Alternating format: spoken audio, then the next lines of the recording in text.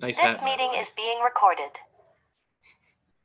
This meeting is being recorded. That's crazy. That never happens. Here, hold on.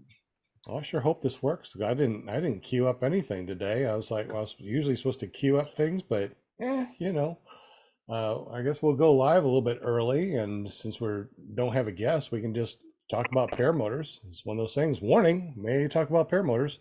So tonight, let's just talk about paramotors. Sound good to you guys? What's a paramotor? What is a Kinda- paramotor? kinda What is weird. it all about? That's a good topic. What is a paramotor? And I guess let's just start from the very beginning. Shoot. Oh, no, let's start in the middle. All right. I got a question and I need an answer tonight. Okay, go ahead. Okay. How do you stop your piston if you don't have a piston stopper so that you can pull the clutch off? All right. So you need You need to remove your piston. you need to remove your piston. No, Or I clutch. want to remove the clutch. Uh-huh. Be So you right back, gotta guys. unscrew it, right? But you have Yeah. to stop the piston so that it won't turn to unscrew the clutch. Yeah, How do you, I don't have a piston stopper and I don't want to take the head off because I just put it on, put all the copper paste and it's all beautiful And so I no wanna no take it holes in all off. no holes in the piston. All right. Yeah, You really need a all the piston holes are stopper. out of the piston. I don't have a clutch motor. Mine's just constantly spins, so I couldn't. All do it. right. So really, to make your life easy, just pull the spark plug out, put maybe 8-9 inches of rope down the cylinder, turn the motor until the rope actually compresses underneath the head. You'll do a really good job. It's relatively safe. We do it hundreds of times. Yeah, I was I gonna knew say, there don't had use to be an a, easy fix. I knew don't there use a screwdriver or anything, because you'll just mar up Yeah. the piston. Don't Well, do that. I was thinking that I might try my finger, but Oh, don't do that. Put your finger in that. Bad hole. idea. a rope is a great idea. I much prefer that. Done it hundreds and hundreds of 100 times. Might be Jimmy Nine Finger now. Or Jimmy 9 3/4. yeah. I had to stop. I had to do the same thing to replace a clutch at Purdon's, and I used a piston stopper. It was unfortunately I borrowed it from Brian Goff, but ended up ruining that one.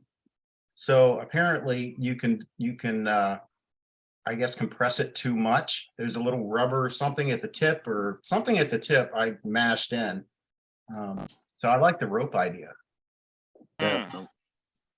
It's Yeah, I think the rope would work as long as you put enough rope in there. If you don't put enough, Yeah. then the piston's gonna get really high and just compress the rope, and that won't really work. no, Hard to get it back out. Yeah. we've done it on snowmobiles forever, and it worked great on my Moster. So when I did a clutch on that, that's how I did it. Well, Well, I'll have just to be make careful. sure I Don't got some get nice- roped into that one. Nah, I'll have to make sure I get some. don't let it nice fall all the way in. rope. What's that? And I guess I'm gonna have to make sure I got some nice fresh rope that's not fraying and leaving pieces into the cylinder. Yeah. Don't let the whole rope go into the cylinder. You're fine. Yeah, I might defeat the purpose if I do that. Yep. Well, that's interesting. I guess tonight is just questions and answers. So let's keep an eye on the chat, the super chat. If you guys have any questions about paramotors or anything like that, like Jim did, how do you stop a piston head so you can work on the clutch? Well, here we are. We got a whole panel. I bet somebody might know how to do this. So this is the piston locker tool from Viterazzi. Yeah, $22. I can definitely buy rope for that amount. Yeah. Well, I thought it was pretty inexpensive. Well, that's probably $20 shipping. Yeah, right. Yeah, And then it'll take a week to get here. And I gotta get this motor running before I've only got 15 days before I start heading south. Usually right. Sky Sports is a couple days. They're pretty good about it, but just don't use your finger. You're good. Sounds good. Thanks, Doug. Yeah. Yeah, actually, John Wayne mentioned the same thing. He said, put a rope in the hole. Yeah, yeah. You can do that same day. You don't have to, wait for shipping on anything. You can just go pick rope up almost anywhere. Well, And it's Probably nice can and find some soft. videos on it too. But Yeah. you don't mar the piston or anything. It's a nice soft compression, so it works nice.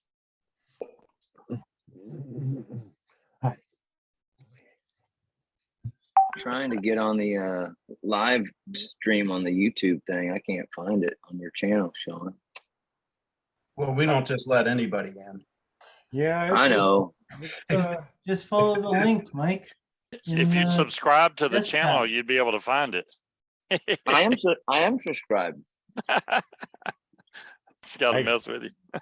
I guess I need to have one of my .coms forward to the live stream every week. I'm not sure how we would do that, but I guess we could do that and make it kind of easy. You do what Maybe- now? Like ClearPropTV.com. Maybe I should just have that forward to the live stream for the next week. I mean, Hey, you Well, know, I mean, I go to ClearProp TV on YouTube. It shows me all these videos. I go to Sean Simons, and I don't see nothing in the live stream. Usually, it's there. you know what, Sean? When I first started trying to find the live feed, I Yeah. always had kind of a trouble finding it. And really? it wasn't because it was difficult. It was just that, you've got ClearProp TV, you've got Sean Simons, PPG Grandpa. There were several kind of things that I remember it being a little challenging to find the live stream. I mean, it might have changed since then. Okay, so maybe just doing the live stream to ClearProp TV would be the smart way because we're always talking about ClearProp TV. So just go to ClearPropTV.com and I think that would be really wise. Yeah, I think that'd be good. all right, let's go ahead and do that then. So from now on, when you want to go to the show for that week, just go to ClearPropTV.com and I'll have it forward to that live stream for that week. Yeah, Susan, don't take your hands off the wheel to type in chat. Just listen. You'll be fine. What happened? Yeah, She there said, you "Hey, I go. made it, but I Sure. can't chat while driving." Oh, gotcha. Yeah, don't do that. Oh, Definitely don't want to. no way. Too bad Siri or Alexa or whomever can't, Never do the mind. texting. Never mind. My you-know-who, I told her to never mind. I've seen, you're not supposed to text and drive, but I've seen a lot of people texting and flying. Wouldn't that even be worse? Yeah. Oh, in the Sean, state of Missouri. I wasn't interrupting you. I was telling, when you said that word, it made mine go off. So I was telling her to never mind. Gotcha. Ah, Yeah, okay. here in Missouri, you can legally text and drive as long as you're 21 years of age. Really? Wow. Really? No crap. It's a dumb law, but I mean, Illinois is 180 on that. So here's something for you real I'm quick. not that coordinated to text and drive anyway, Oh. so I don't have to worry about So yeah, that. you can get mad all you want at somebody here in Missouri for texting and driving, but if they're over 21, they can legally do it. Some of I the would states think now are saying no phone in the hand. Right. if- That's what we Georgia? got. Georgia's that way Hands- too. Yeah. Yep. Yeah. Oh, yeah. Well, they all have all those gadgets now. I just. Well, welcome to Missouri. People drive on their phones and they just do this. Well, Bill, Bill says he's texting while flying. I could kind of see texting while flying, but if you're texting and driving, you can rear end somebody because Right. you'll look down at your. But if you're in the air, usually there's nothing in front of you to run into. Right, and you can hold your phone Yeah. up like this when you're flying, and you Yeah. can see what's in Oh, front of yeah. you. Right. No, I would just, Yeah. I would drop my phone.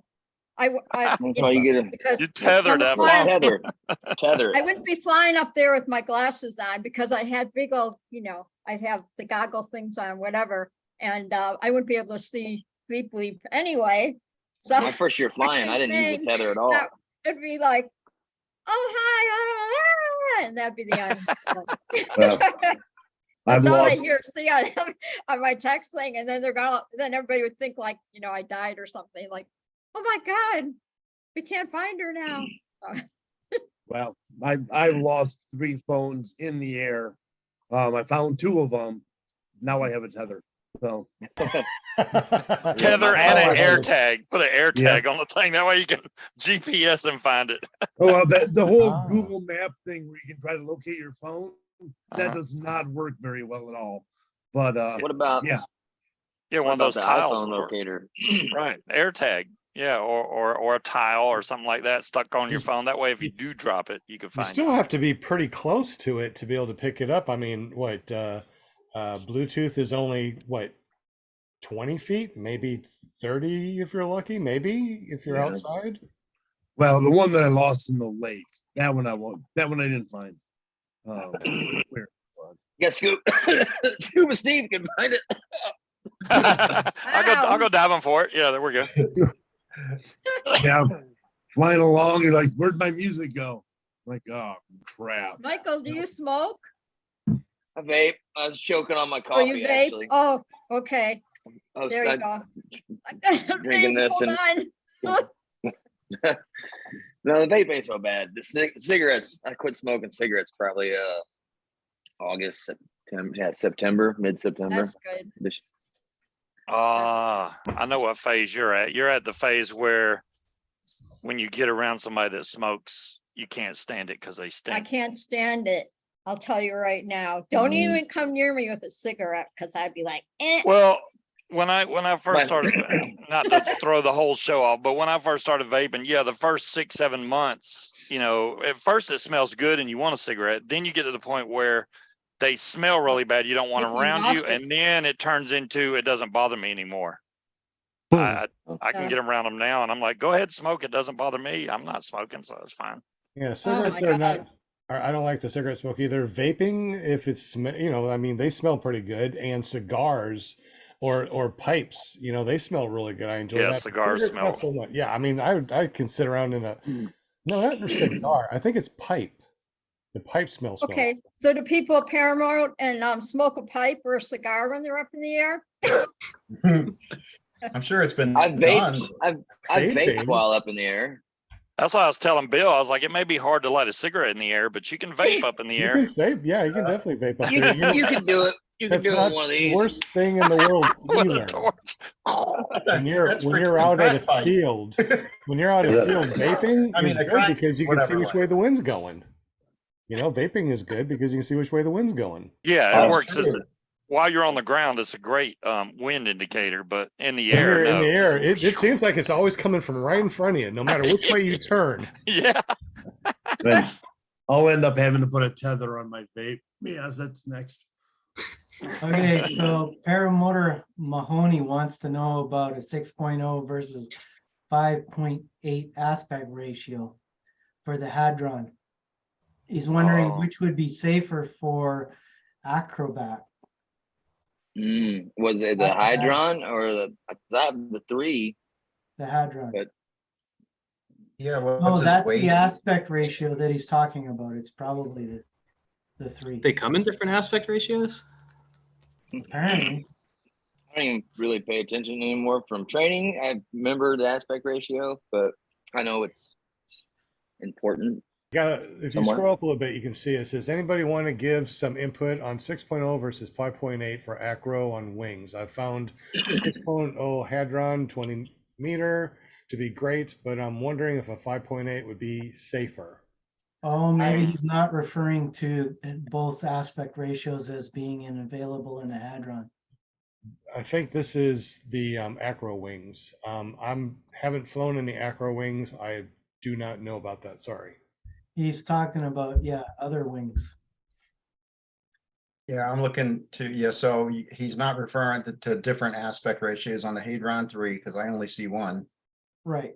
And give me a sec, I'll look some things up here. Saying no, the Yeah. other wings. The other wings. Yeah, because generally a higher aspect ratio is going to be more efficient. And so that's how you drive down to those smaller wing sizes. So you end up putting more pounds per square foot. wing. Oh, you got your hat, Bill? Nice. He got his King Cook hat. Yeah, Nice. I like Sean's hat, Yeah, by the it's way. like, There. wow, this just popped in the mail and I got one. So how cool is that? Nice. He didn't want me. He didn't want me to have bad on anymore from Daniello. He didn't want me to have my other ones. What do I have? My ozone and my what other one I had? But he said this one's the one I should be wearing, so I'm wearing it. Yeah, it looks great on you. Well, I appreciate it. Did you find anything about the aspect ratio on that? Geriatric PPG said, I'm buying a new wing, not sure what though. Give me a call tomorrow and let's take a gander at all the different wings. Still looking if you're talking to me. No, I was talking to Geriatric PPG. I'm in a bad spot. I wanted to buy that trike, that Kanguk trike, but they have warned me not to spend money on my credit card while we're searching for a house. So I can't do it. They're like, yeah, don't be messing with your credit right now, or you won't be getting that house. I'm like, dang, fine, I'll wait. Don't be going out and buying a car or anything, okay? You're just gonna have to wait on a Mercedes Benz, okay? I got 6 of them sitting here right in front of me. I'd love to send you them. I know. I have to wait. Sorry. I don't just even spent the know. whole day taking photos of all the individual parts and putting them on the website. That takes forever. That doesn't sound fun at all. No, I had my 10-year-old help me though. It worked out pretty well. Well, they usually know more about computers than we do anyway. Yeah, I had her unwrapping all the parts one by one, dropping them down, take the picture. She'd rewrap them, put them back in the box. Oh, hey, Bill Waller's in the chat. What's up, buddy? Good to see you. Let's see. Real quick, Brian, since you're here, I know that one of the things that you guys sell are trikes, but one of the things that you said too is that the front wheel, you got one that you can take off that trike and put 2 wheels on to make it a quad. Is that correct? Or was I talking to somebody else about that? No, that was me. And I was actually talking to the factory about that today. So that's something that I'm getting the vibe. He's not quite sure that that's mature enough yet. That's kind of a spring 2023 goal. I've seen some prototype photos and they hooked one up to the basic trike and it looks pretty good, but they need to, I think they have to refine a couple pieces on the design. But they did announce today their XD frame for the Emerald. So they're going to have a much larger frame on the Emerald here, up to 150 centimeters coming out any day now, I guess. I've seen the prototype on that one. It looks pretty good as well. So they're doing the XD frame now, and then spring 2023, we're looking at the quad. Oh, okay. So kind of trying to stage them by quarter just to make it more manageable. Gotcha. Yeah. Trikes are I'll send you a picture though. I've got a couple of photos. They're not powder coated. That's pretty quick though. I mean, if y'all are just now getting the prototype done and then you're going to have it out by this spring, that's pretty fast. I mean, Yeah, they really are quick with that innovation. You know, we had the Cobra arm, the XD, and then the quad next. Nice. I'll be honest, it makes it really hard to keep up the website. They keep churning this stuff so fast. Well, a lot of people are afraid of trikes because of the third wheel, and they feel like it's a lot easier to flip over than a quad. That's why I think a lot of people are interested in quads, because it's a little harder to flip those over. So I think quads will sell pretty good. In my first fly-in I went to before I was trained, that's the first thing I saw flip was a trike. And I was like, yeah. Well, I've been looking into the trikes and the quads to see, what is the difference between, a trike and a quad? I mean, what are the pros and cons between a trike and a quad? And it seems like, of course, there's more stability when it comes to a quad. But why does everybody have a trike? Is it the price point? Is it because it looks slick and it's neat? It's a trike instead of, a quad. Well, I'm sure a trike is lighter than a quad too. So have you seen those Blackhawk quads? They're pretty. Oh, they look like a UTV. Is that what we're talking about? Oh, but those things are like, you got to have a gigantic wing and motor to get those in the air. They look huge. I think I saw a video of a guy launching into the air and then he couldn't clear the building and he smoked right into the building. Yeah, I saw that one. I was like, well, that looks awesome, but not that part. Yeah. when you're underpowered and you got a Walmart in front of you, you probably shouldn't try that field. Did you guys watch that video that I sent to the Gus chat? That was on, it came out like 6 years ago, Jeff Goin. Mhm. Yeah, that landing was- in a that was boxing news. ring. That was cool. Oh my gosh, that was, Wow. it's kind of a sad story, but gosh, I seem to remember that happening, like on the news and stuff, watching it. That's, yeah, 6 years ago, but wow, I was just like, So he was lucky we're talking that dude's lucky. I mean, there was lucky nobody got killed. we're talking about that person that came in on a paramotor on that boxing match and got hung up. I guess he was trying to fly in and land in the boxing ring, but the lights caught him. So Jeff Goen 6 years ago decided to go, well, if he didn't get that paramotor caught up or that wing caught up, could he have done it? So Jeff Goen went out there and tried to land himself in a boxing ring, and that's the video that we're talking about. Has anybody seen that? I have not. I Yeah, started watching it, I but watched wasn't it. able to finish. It took him like 4 tries, but he got it done. He managed to do it. Yeah, I think the actual video happened in 1993. I think if you watch that whole thing, I think it said it was in 1993. Yeah. Did I he watched have it. the lights up top as well, or did they remove those? No, Nothing no nothing lights. above it. Yeah, nothing above it. Oh, okay. Yeah, when I And saw the picture and I saw I'm like, what the heck was he trying to do, for crying out loud? He was, Yeah, it exactly. was destined to hit the lights. That was I'd say it's a big cojones on that guy. But I mean, maybe that's why everything is, you're not supposed to fly over persons, property, maybe. That's probably why there's all those rules and regulations now. I So think the trikes have come it seems like every year they keep advancing them, making them better and bigger and all that stuff. Because the first time that I saw a trike, I should say in person, and Doug knows, when I went to Holland, Michigan, went to that fly-in, I saw your trike, Doug, and that was the first time that I actually saw a trike and paramotors and all that right there. And I was so fascinated, with the whole thing. And yeah, it was a lot of fun. So see, Doug, in May, you're gonna have to come out to Torch and fly. Well, I'll give you a tandem. I'll bring the Zenith out and give you a tandem. I'm hoping to make it. We'll see. Now, Yeah. do you want my experience with a quad versus a trike? absolutely. I I've- was just I've going to ask flown you. That's both. awesome. Yeah. Well, I had a chance to fly a Black Hawk quad maybe 2 or 3 times down in Indiana. The biggest difference is on landing, it's much easier to correct a trike than it is a quad if you're not landing dead straight.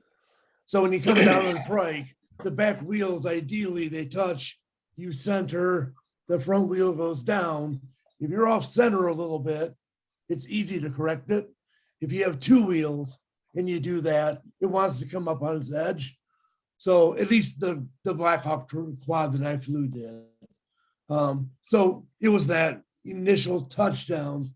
You wanted to make sure it was dead, perfect straight before the wheels touched down, or it would tend to jerk around a little bit. And Doug, have you flown both, the trikes with the wheel pointing forward and the one that is kind of like a shopping cart where it kind of drags behind? No, my Zenith trike has a wheel directly straight down, no real bend to it. And then the retracted trike has no bend to it. The Zenith trike has, front suspension, all that crap. And I haven't flown one with a caster style wheel.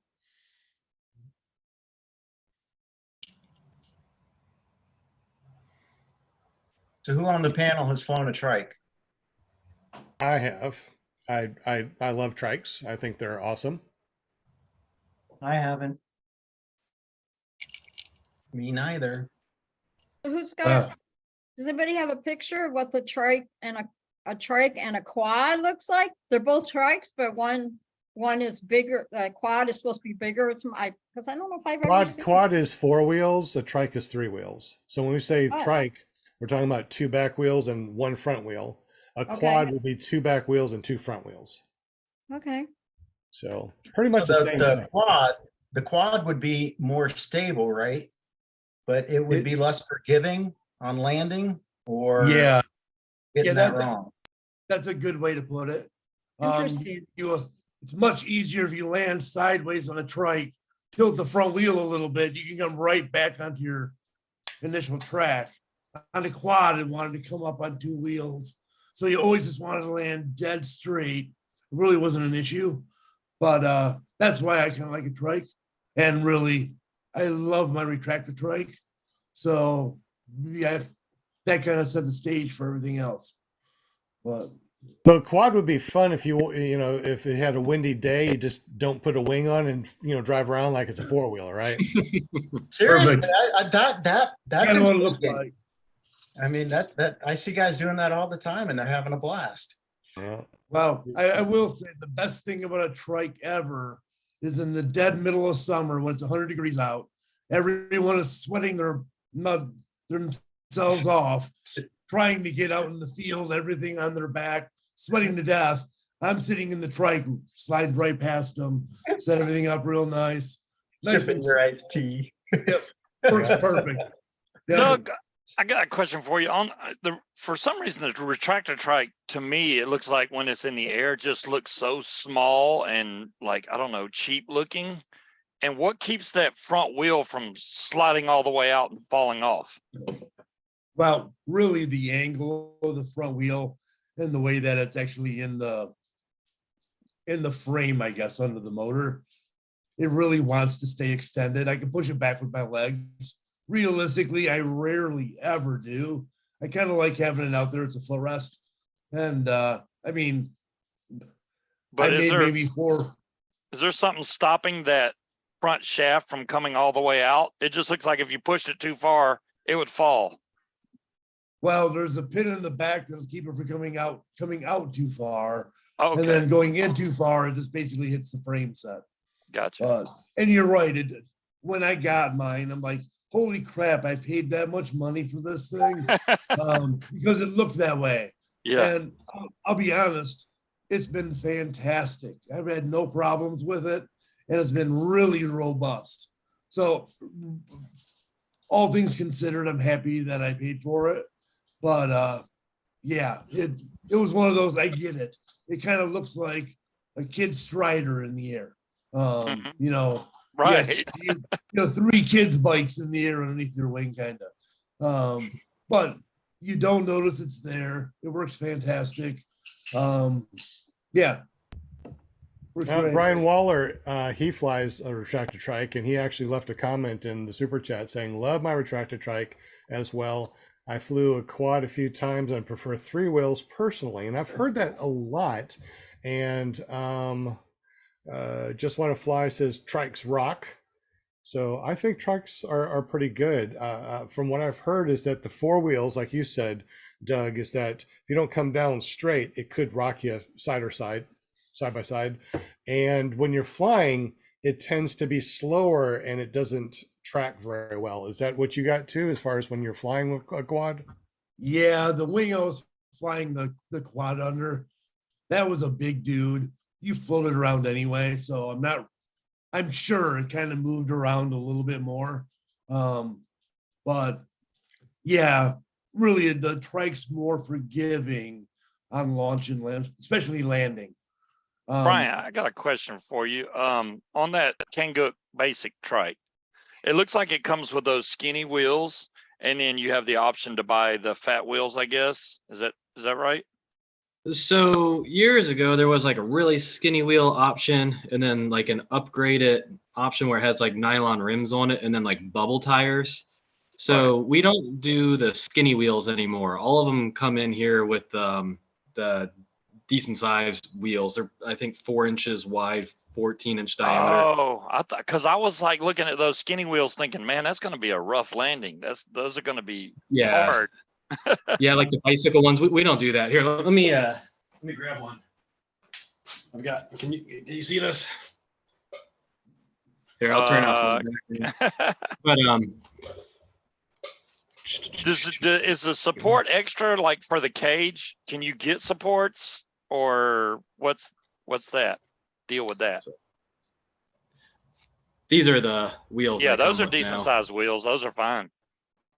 But I mean, as far as the cage goes, is there a support that you can buy, or does it come with it, or like just straps to keep the cage from rocking when you hit the ground? You know what I mean? And Brian, show So- that wheel too. I got you on spotlight. We couldn't see it a second ago while you're Oh, answering. yeah, I got it. Uh-oh. So Don't 14 freeze. inches There we go. this way. It's like 14 got it. inch. Okay. yeah, and then it's about 4 inches. Is that thickness there. tubeless? Or is it I solid? believe there is a tube in there. I honestly haven't taken one apart to take a look at it. So it's I a don't- 2-piece rim, so surely there's a tube in there. I don't see a valve stem, so I don't know. Oh yeah, there is. It's So there is a right valve stem? Okay, there. well then it's tubeless, I would think. Sound like you're buying a wheelbarrow. Now, did somebody mention You earlier kind of see it about there in the light. did somebody mention earlier about a trike with 2 wheels in the front and then a wheel in the back? Is that No, somebody? what I Oh. was meaning, Anti-trike. what I was meaning was Anti-trike. see how the wheel on a lot of the trikes, like if you pull up, hey, Brian, could you show your video, or could someone show a picture of Kanguk's trike?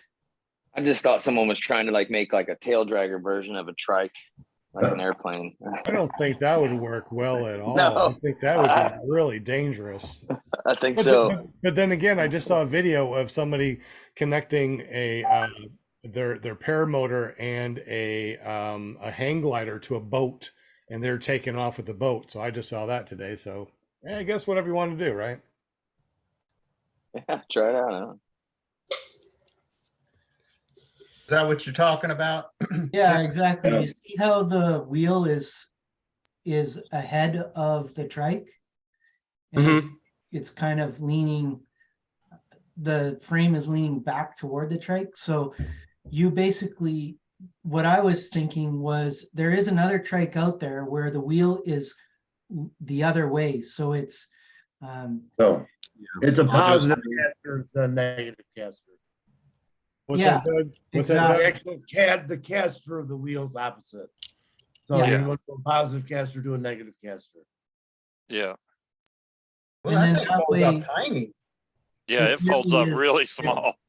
the theory is that the wheel will follow and wouldn't be as hard for it to self-rate, but I've heard that's not true. You know, there's actually a couple airplanes out there like that have that auto centering wheel. I've flown a couple, and it's really interesting because it just doesn't it's not as nimble on the ground when you're taxiing and stuff. You know, when you're coming in and landing, it's perfectly fine. Yeah, the But yeah, I mean, bearings, is that what- you do it on airplanes, right? There's no reason it wouldn't work. Yeah. That trike that we saw, what kind of paramotor can we put on that? Pretty much anything that's got a flat base to it. You know, there's an adapter plate. There's the standard one, and there's an enlarged one. So anything that has flat rails that'll sit side to side, it'll hook right up to it. Did we So- ever? I know they're retracted. Sorry, go ahead. Did you ever say anything about the support in the back for the cage? You know what I'm talking about? Do So you the have- cage is. Do you have so straps for that, or poles, or something to keep the cage from flexing when you hit the ground? Like, say you come down to land and you hit the left wheel too hard, your cage is going to flex this way. So is there anything to keep it from flexing like that? Like just maybe some straps from the cage down to the axles? So the way our axles are designed, that's actually our suspension. So they're a fiberglass rod. They're meant to give.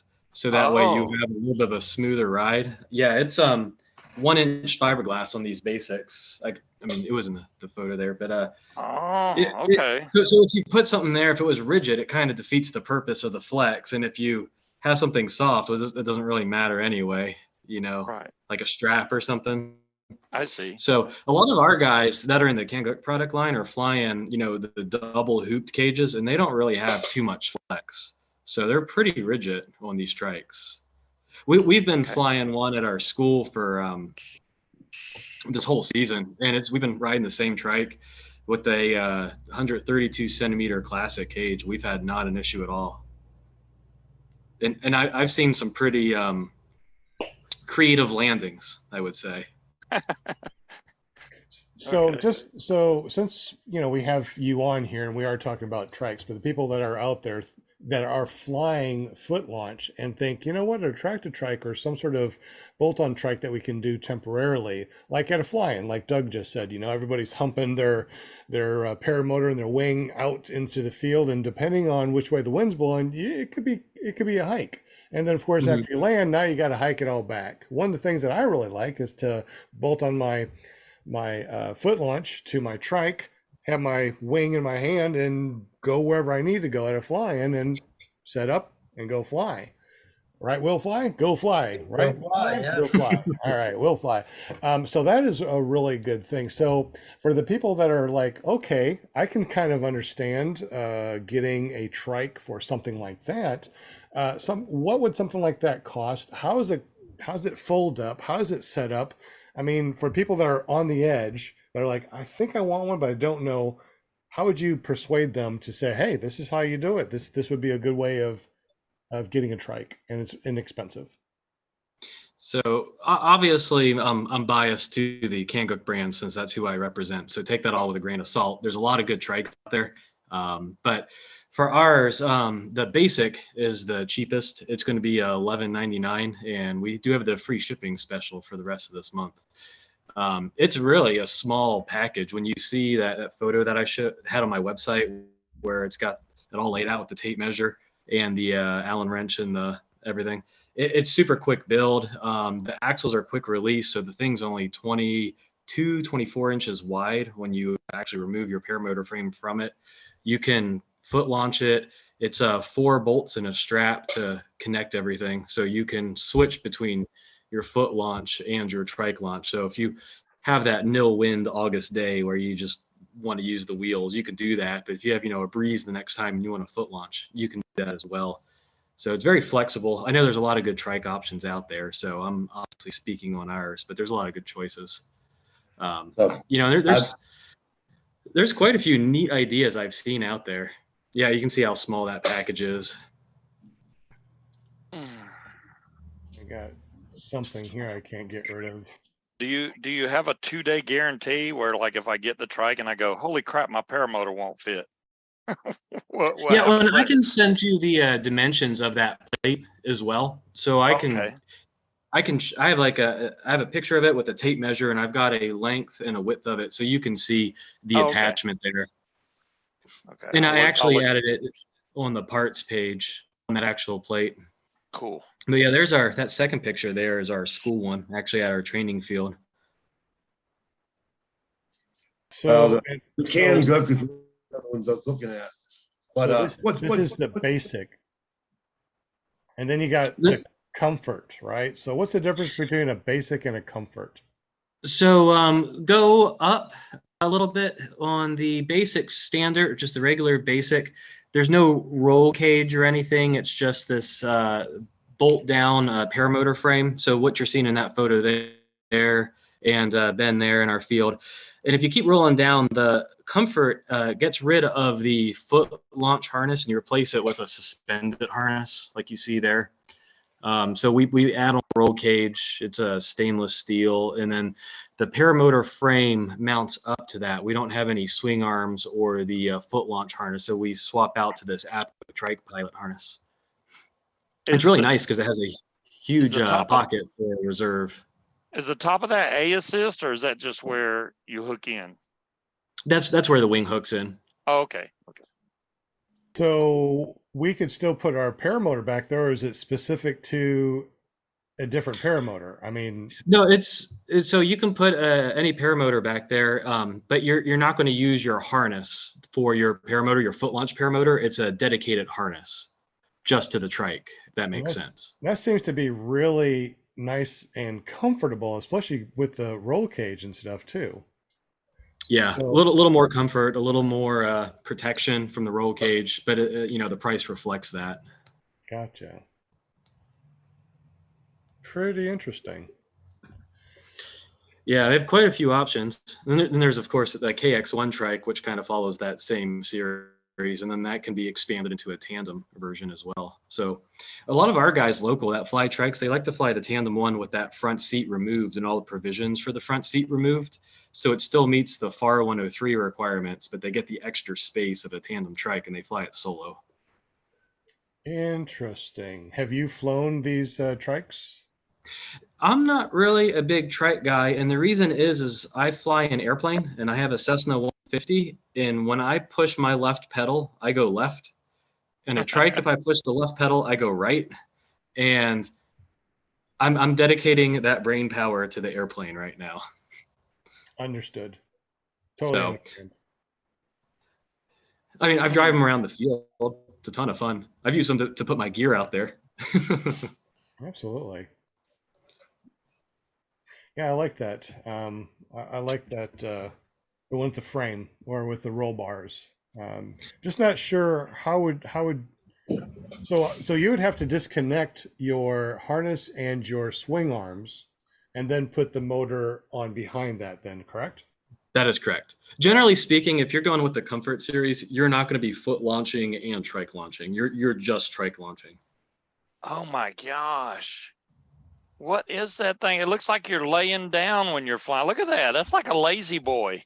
This is not your, It's crazy. this is That's not your cool. father's trike. That is laying down. You're gonna be looking in the sky. I couldn't find it for some reason, but anyways, James in the chat turned me onto this. But yeah, that's a mean looking trike. And so they call it the bush dog. Yeah, You could either fly or jump sand dunes with that it thing. looks like it. Now they have this also, the Bush Dog, as a quad also. This is one of the things that my current student is looking into is a quad, a trike, or something. So, looking at all the different things that are available, I want him to be able to go, oh, I want the Bush Hog or a retractor trike or, the opportunity to see what's what. Well, starting at what was it? $11.99. Oh, for the $19,795. So $20,000, you can have yourself a nice trike. It's a 4-stroke. It's Wow. It's a complete paramotor, I'd say, huh? I believe it comes with the wing. Just get rid of your wife and buy one of those, right? Well, It did not. It should come with a wing at that price, in my opinion, Okay. but I guess it doesn't. I don't see it actually.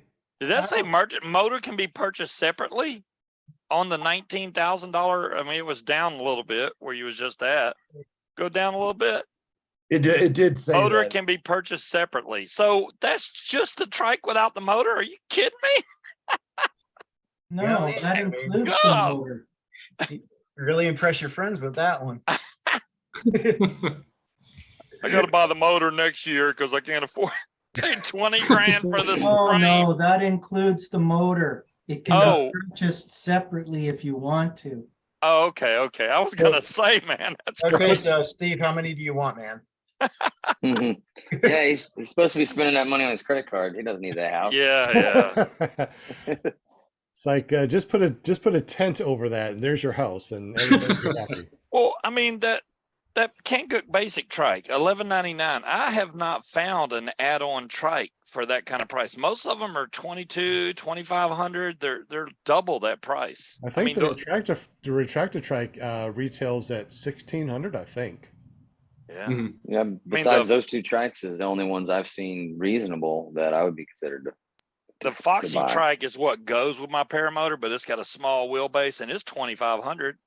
So it's like, and it doesn't fold up as small as that one does. That one's like carry bag size. I know that's like I just put that underneath my my front seat as I'm driving or something. I like that. I'm kind of in the market for another light trike. what's the overall weight on the basic?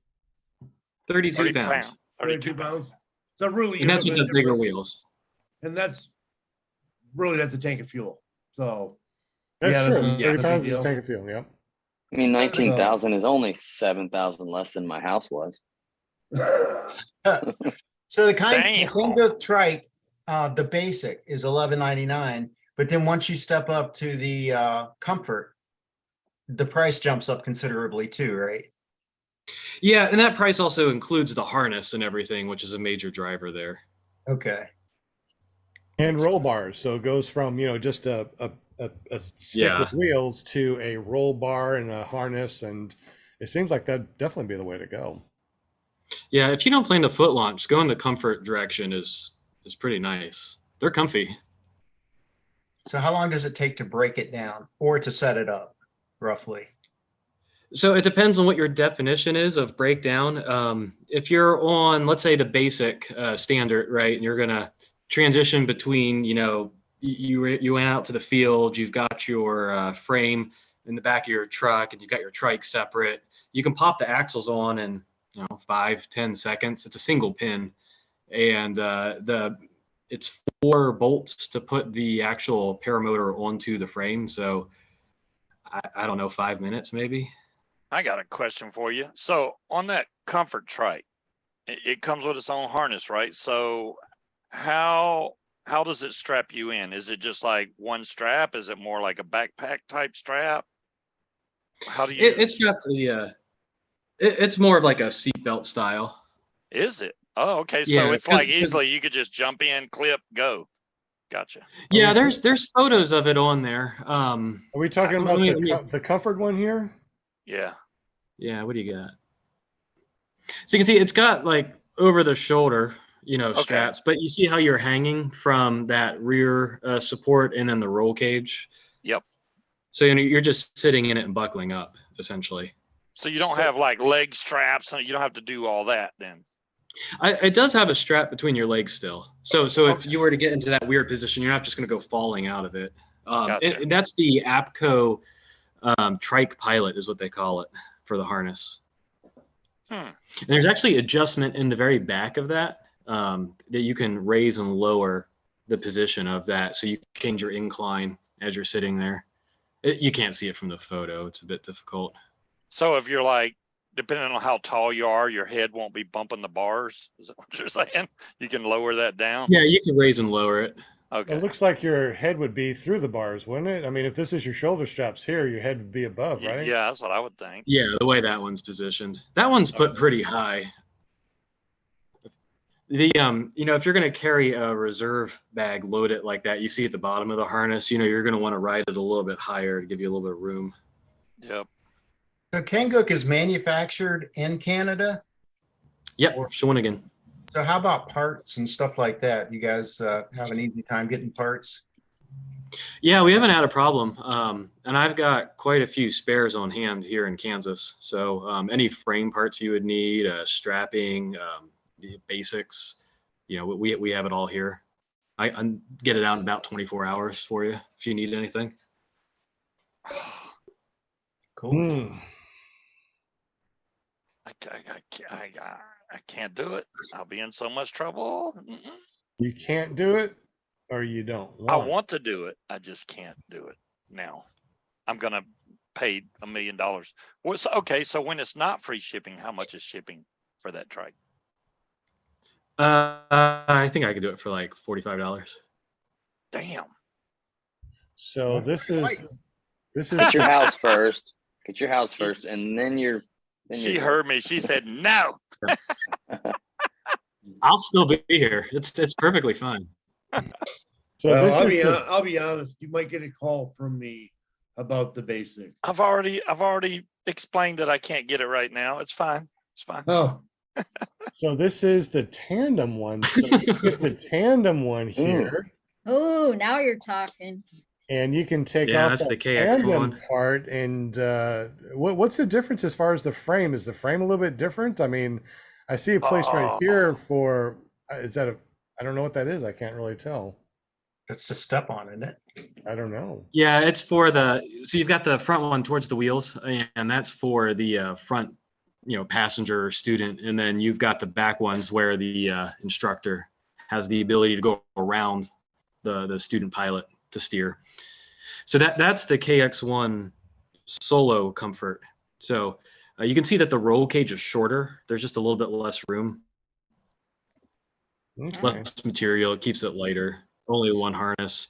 The difference between the KX1 and the basic is that frame for the KX1 is fully welded. So you can see there's a diagonal tube running from the very back to the front, and that's welded in. So you're not going to be able to break that down as easily as the basic trike. I see. Definitely more sturdy and very interesting where your legs go, your feet go. Okay, so the instructors would be right here, and then the student would be up there, right? Or your passenger. Yeah, exactly. Okay, that's neat. Yeah, passenger, student, whoever you have. So you make it close enough for people with short legs like me that can put their feet on those bars, the front bars or whatever, comfortably, as the saying goes, when you do a tandem. Oh yeah, and the beauty of it Yeah, is I'm when talking you're like the passenger, suspended, yeah. Sitting in you the can front. move those harnesses wherever you want to. You can move them up, you can move them back, you can slide them all over. Oh, okay. I was looking like where, I was looking at where you hang on, where the passenger hangs on. Tony's That's me, asking what kind Because of when I went on my first tandem, it was like, the first thing I said, I sat down and I looked and I'm like, what do I hang on to? Do I get to hang on to something? I thought you just, put your hands in front of you and go up in the air. And I had the bars, but yeah. Because people hold Tony the wants to roll. know what kind of I weight know. the trike will That hold, was but me. I don't I don't know if that frame has been weight tested. We used to talk about putting 2 600-pound people on the trike. I don't know. True. Huh? Yeah, I know.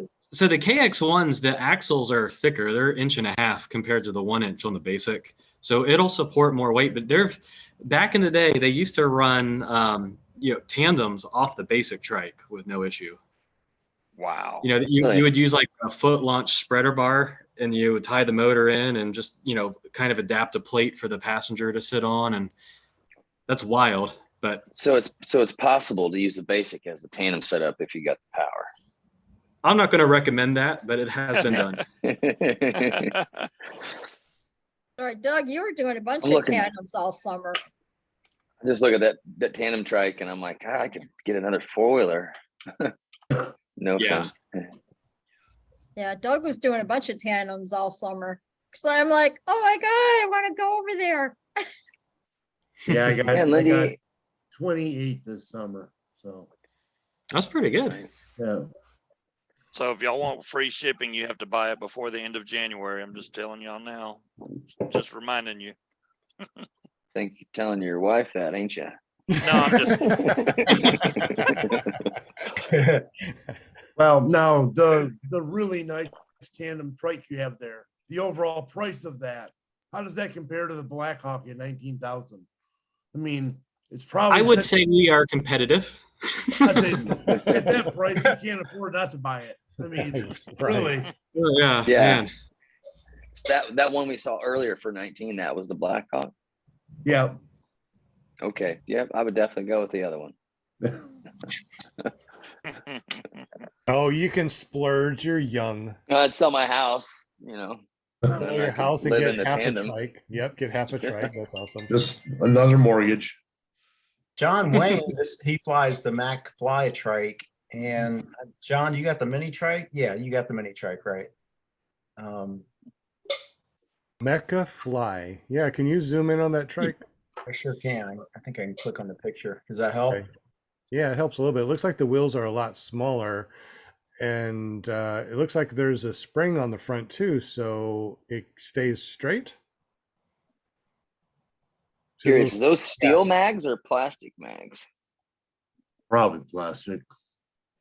That breaks Yeah, down those- pretty nice. That folds up pretty small. It does. Not smaller than the Kanguk, though. Oh, Kangoo definitely smaller. Well, the tires are definitely wider than my retractor trike. Yeah. So interesting. I think John likes his. Pretty sure. John says, yeah, he has the mini trike. What are the other trikes that they have that you can bolt on? You were just there. I saw another one, I think. Oh, 1,700 pounds or euros? That's euros, yeah. So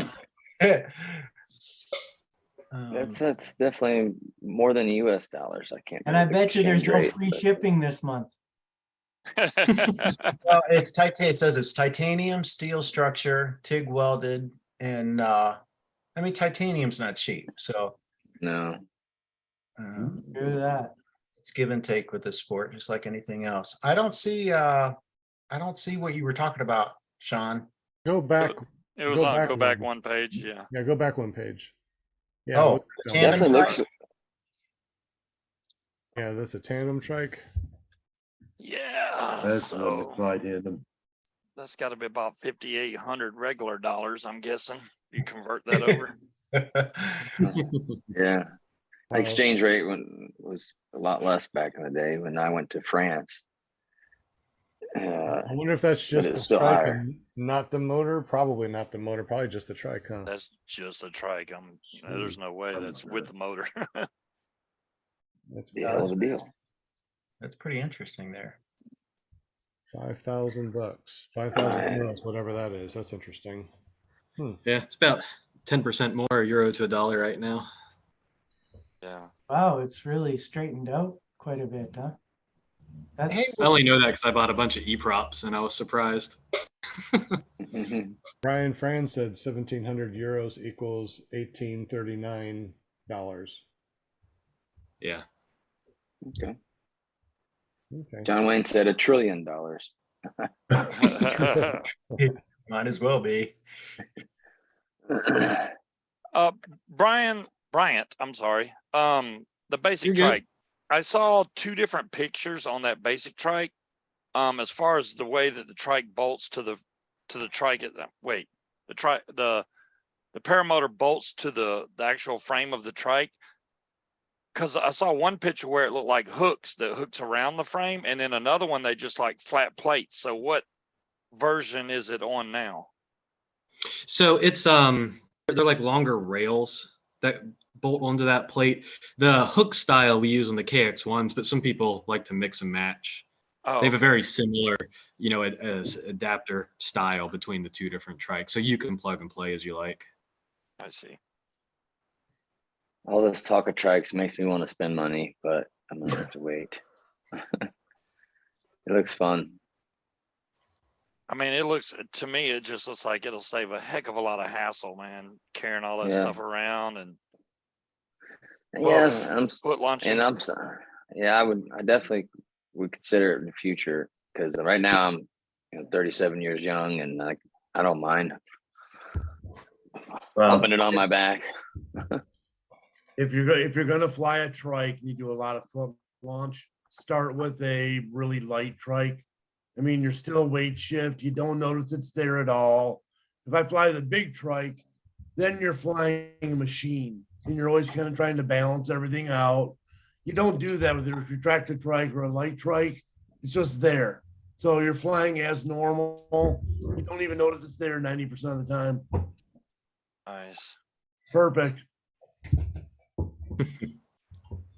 Yeah, I guess that little extra weight would make me go a little faster or a little slower. I would think. I don't know. I guess faster. Whatever you Faster. are, the You more go you faster. carve, it'd be a lot faster. Yeah. Yeah. Oh yeah, John, that's right. I saw his trike at Moonshiners. That is right. I mean, if I was on a trike, I just feel a lot better about coming to land with my motor on instead of off. That way I could like feather done and throttle couple- to get it close to the ground and then just boom, I'm on the Do you- ground. Do you, Yeah. It Flying is right nice on. to be able- have you not nice to be able to land in any direction too. So you can land into the wind, cross the wind. It doesn't matter on a trike. Yeah. You still Yeah, I've done want to touch take and off. goes. You still want to take off into the wind the best you can, obviously. Yeah. But Yeah, they're throws really you fun. in. Yeah, really like the trikes. Trikes are great. Another challenge. And Sean, you said you had a retractor trike that you use as well. I do not have a retractor trike. I got kind of a trike. It's a bolt-on type of trike. It's not a name brand. It kind of been just made. But I think I'm gonna look into the retractor trike. But since we just talked with Bryant, it sounds like that tandem rig sounds like a pretty good deal. Yeah, There you go. Yeah, pretty popular. Walter Priori says his trike cost him $30,000 20 years ago. Mhm. Now he built his own. That's amazing how he built that. yeah. See, I thought about building my own as well, but when I was welding for a trailer company, I got all my welding gear. I just don't have a welder no more. So that was the plan, but still may be. A lot of people I are had doing access it. to all kinds of steel. Todd Falstad, he's done it. Todd Mhm. Todd Scott, he's done it. A lot of people built their own trike. I mean, as long as it's connected to your paramotor harness, I mean, you're just putting on wheels. It's like Mhm. I guess standing on a one wheel or something, or something, You're- or bicycle.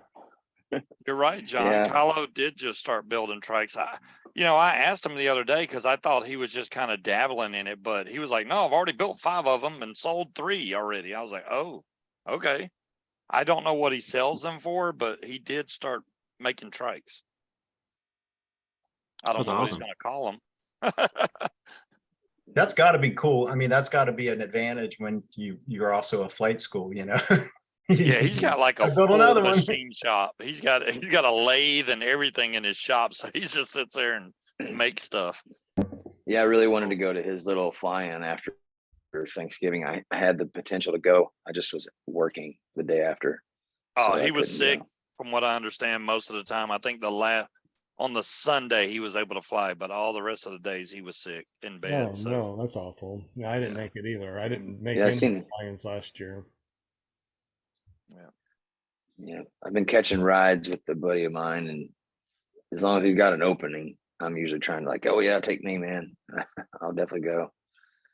He's been nice enough to let me get the ride. I try to do what I can for fuel wise.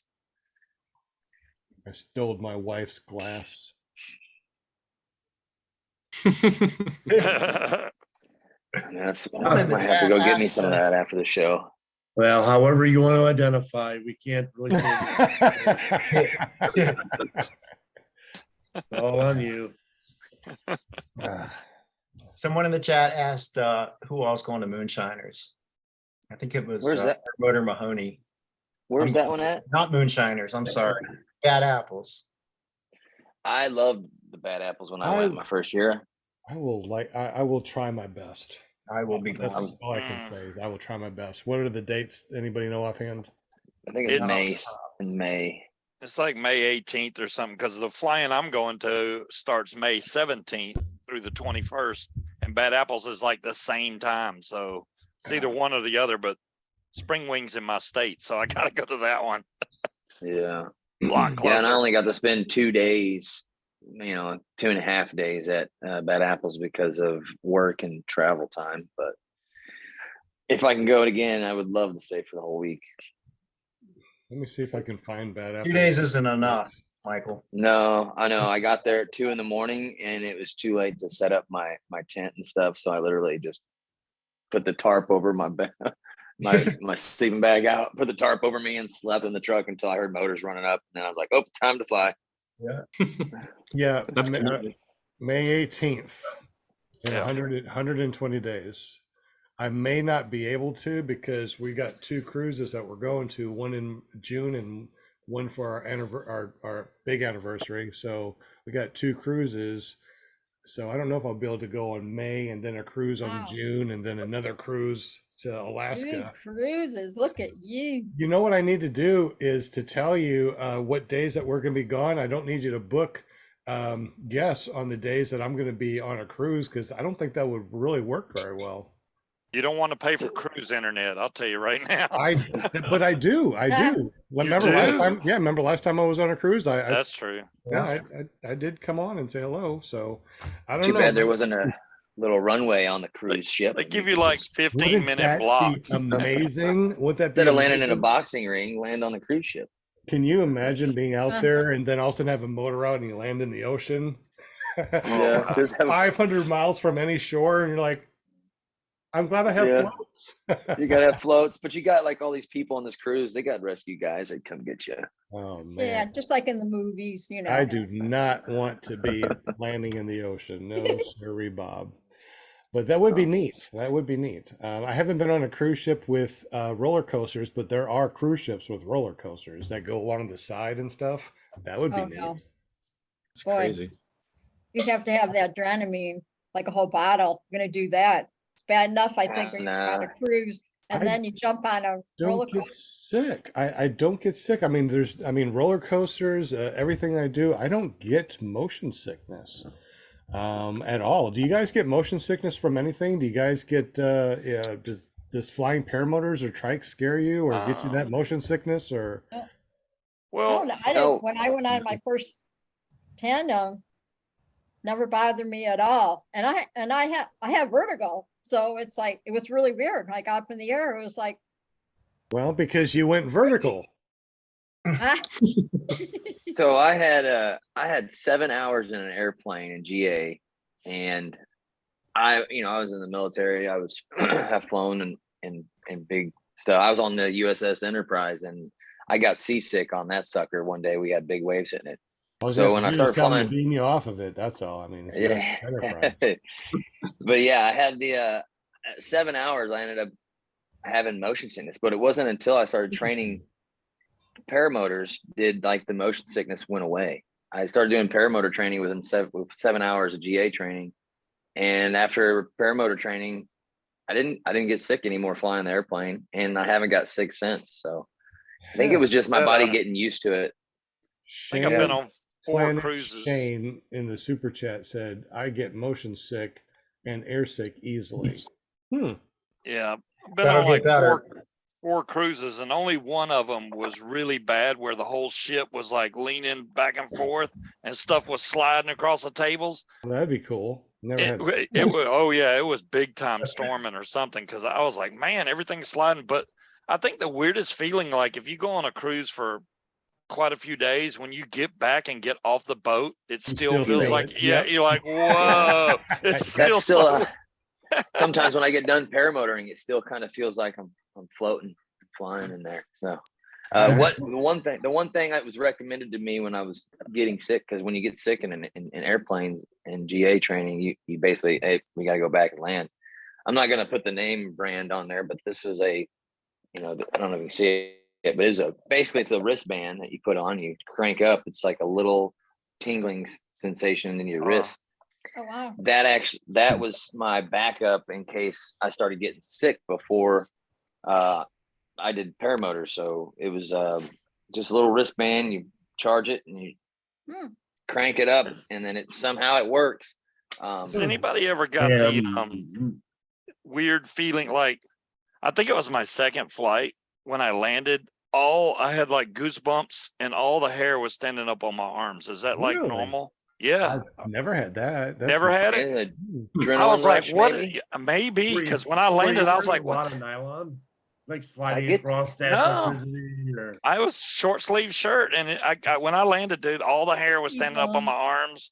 I was like, damn, am I full of static, or am I just, I don't know what it was. Was there any clouds? Because that's usually when that happens, it's like there's going to be lightning or something. But I assume that you weren't flying where there was cumulonimbus clouds or anything. No. Did you? Oh, interesting. Bill, I think that was a flight where Bill was, so Bill would know. I mean, I was, yeah, I don't, what did she say? Could be.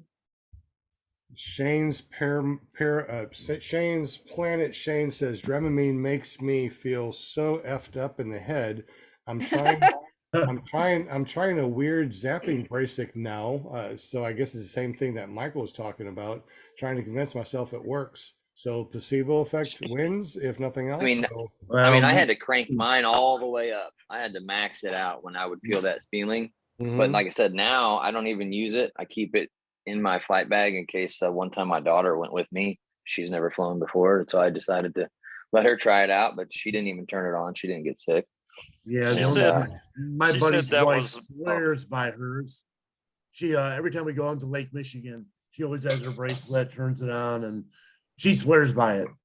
But Oh yeah, that's the only place that's seasick. You said that was my That's, body trying to sprout feathers. Just saying. Okay. The students that I've flown with that had motion sickness problems, they went away after a while. So just like anything else, you practice, the more you do it, the less susceptible you're going to be to those nauseating feelings when you fly. Yeah, don't eat, like I ate McDonald's before, and this was like right before my 7 hours. I ate McDonald's right before lesson, and Yay, good ended choice up getting on that one. it was not a pretty sight. I wonder That's how many people were afraid or are afraid of heights that are now flying paramotors. I'll tell you right now, I am afraid of heights, deathly afraid of heights. You will not see me on a ladder. You will not see me on a roof. You will not see me on one of these big, tall water towers. But man, I will buzz around it. I will fly, 10,000 feet. I will fly anywhere. I do not feel afraid in a paramotor. But maybe I love roller coasters and heights when it comes to like that. I love that. I never got sick, but it was the one time I was in a tree helping my uncle cut a tree, man, and I was like, screw this. I'd rather be in my paramotor than climbing a dang tree. Yeah. You was climbing a tree like a monkey or what? I fell off a tree and sprained my ankle. I fell off a house. I fell off ladders. So you won't see me on that, but I'll fly all day long. Yeah, you got some bad luck there. Yeah. I need to be strapped into a paramotor when I go on top of a house, and I'll be perfectly fine. We saw my Heavy climbing up that ladder with a paramotor on your back, but I'll be safe. there are three of us that were able to fly in the UP, and we were up at Brockway Mountain, and we all were foot launched in the very top of the mountain. None of us had the guts to run off the mountain and do it. We all went back down to the lowest level, went to the golf course, and then went up and flew around the top of the mountain, came back down. So yeah, I get you. Way easier to launch, go up in the air than it is to stare down and go, screw this. So, okay, so I'm gonna ask all you guys. Okay, so Jim, when did you have your very first flight? Was it a foot launch, or were you on just a tandem? Not a tandem, just a paramotor. My first flight was foot launch, and I took off myself. Oh, good. Way back in 1965. No. Did you get the chance?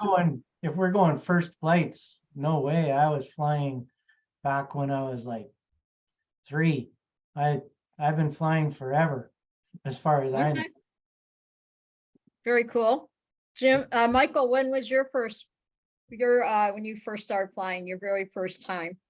My first flight was actually in a powered parachute, in a double powered parachute where you got 2 seaters.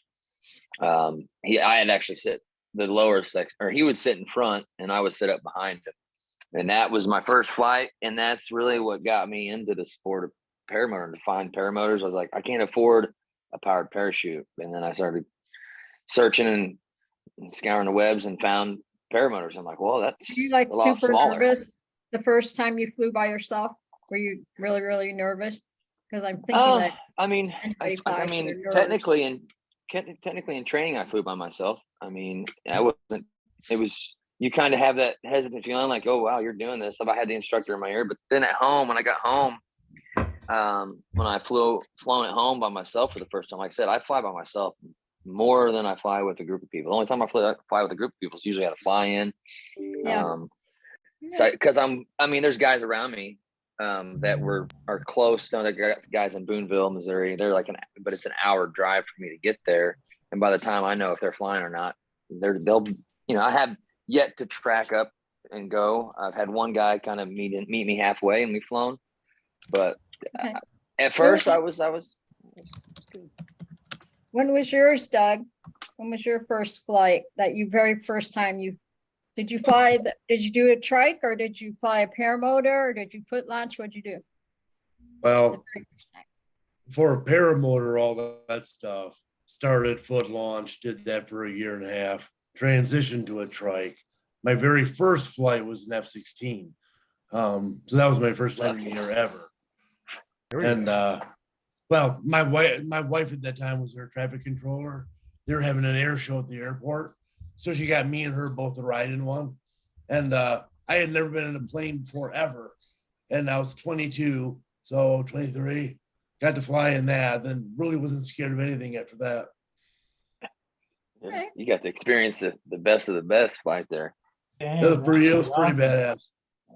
I've got a bitchin' picture of it. That's cool. That's cool. I'm glad I just want to say real quick, Doug, I'm glad you're in the chat with us tonight in the Zoomy here and everything, because it's been a while. Doug was one of Wow. our guests, like what, 4 years ago? I Sean? know he's been on like almost every single year that we've been here, and this is our fourth year, our fourth season, and here he That's is right. again. So That's right. welcome, Doug. I'm glad that you've been here all this time. Yes, This is he was great. one of our guests. Yeah. We're coming up on 3 years of my incident.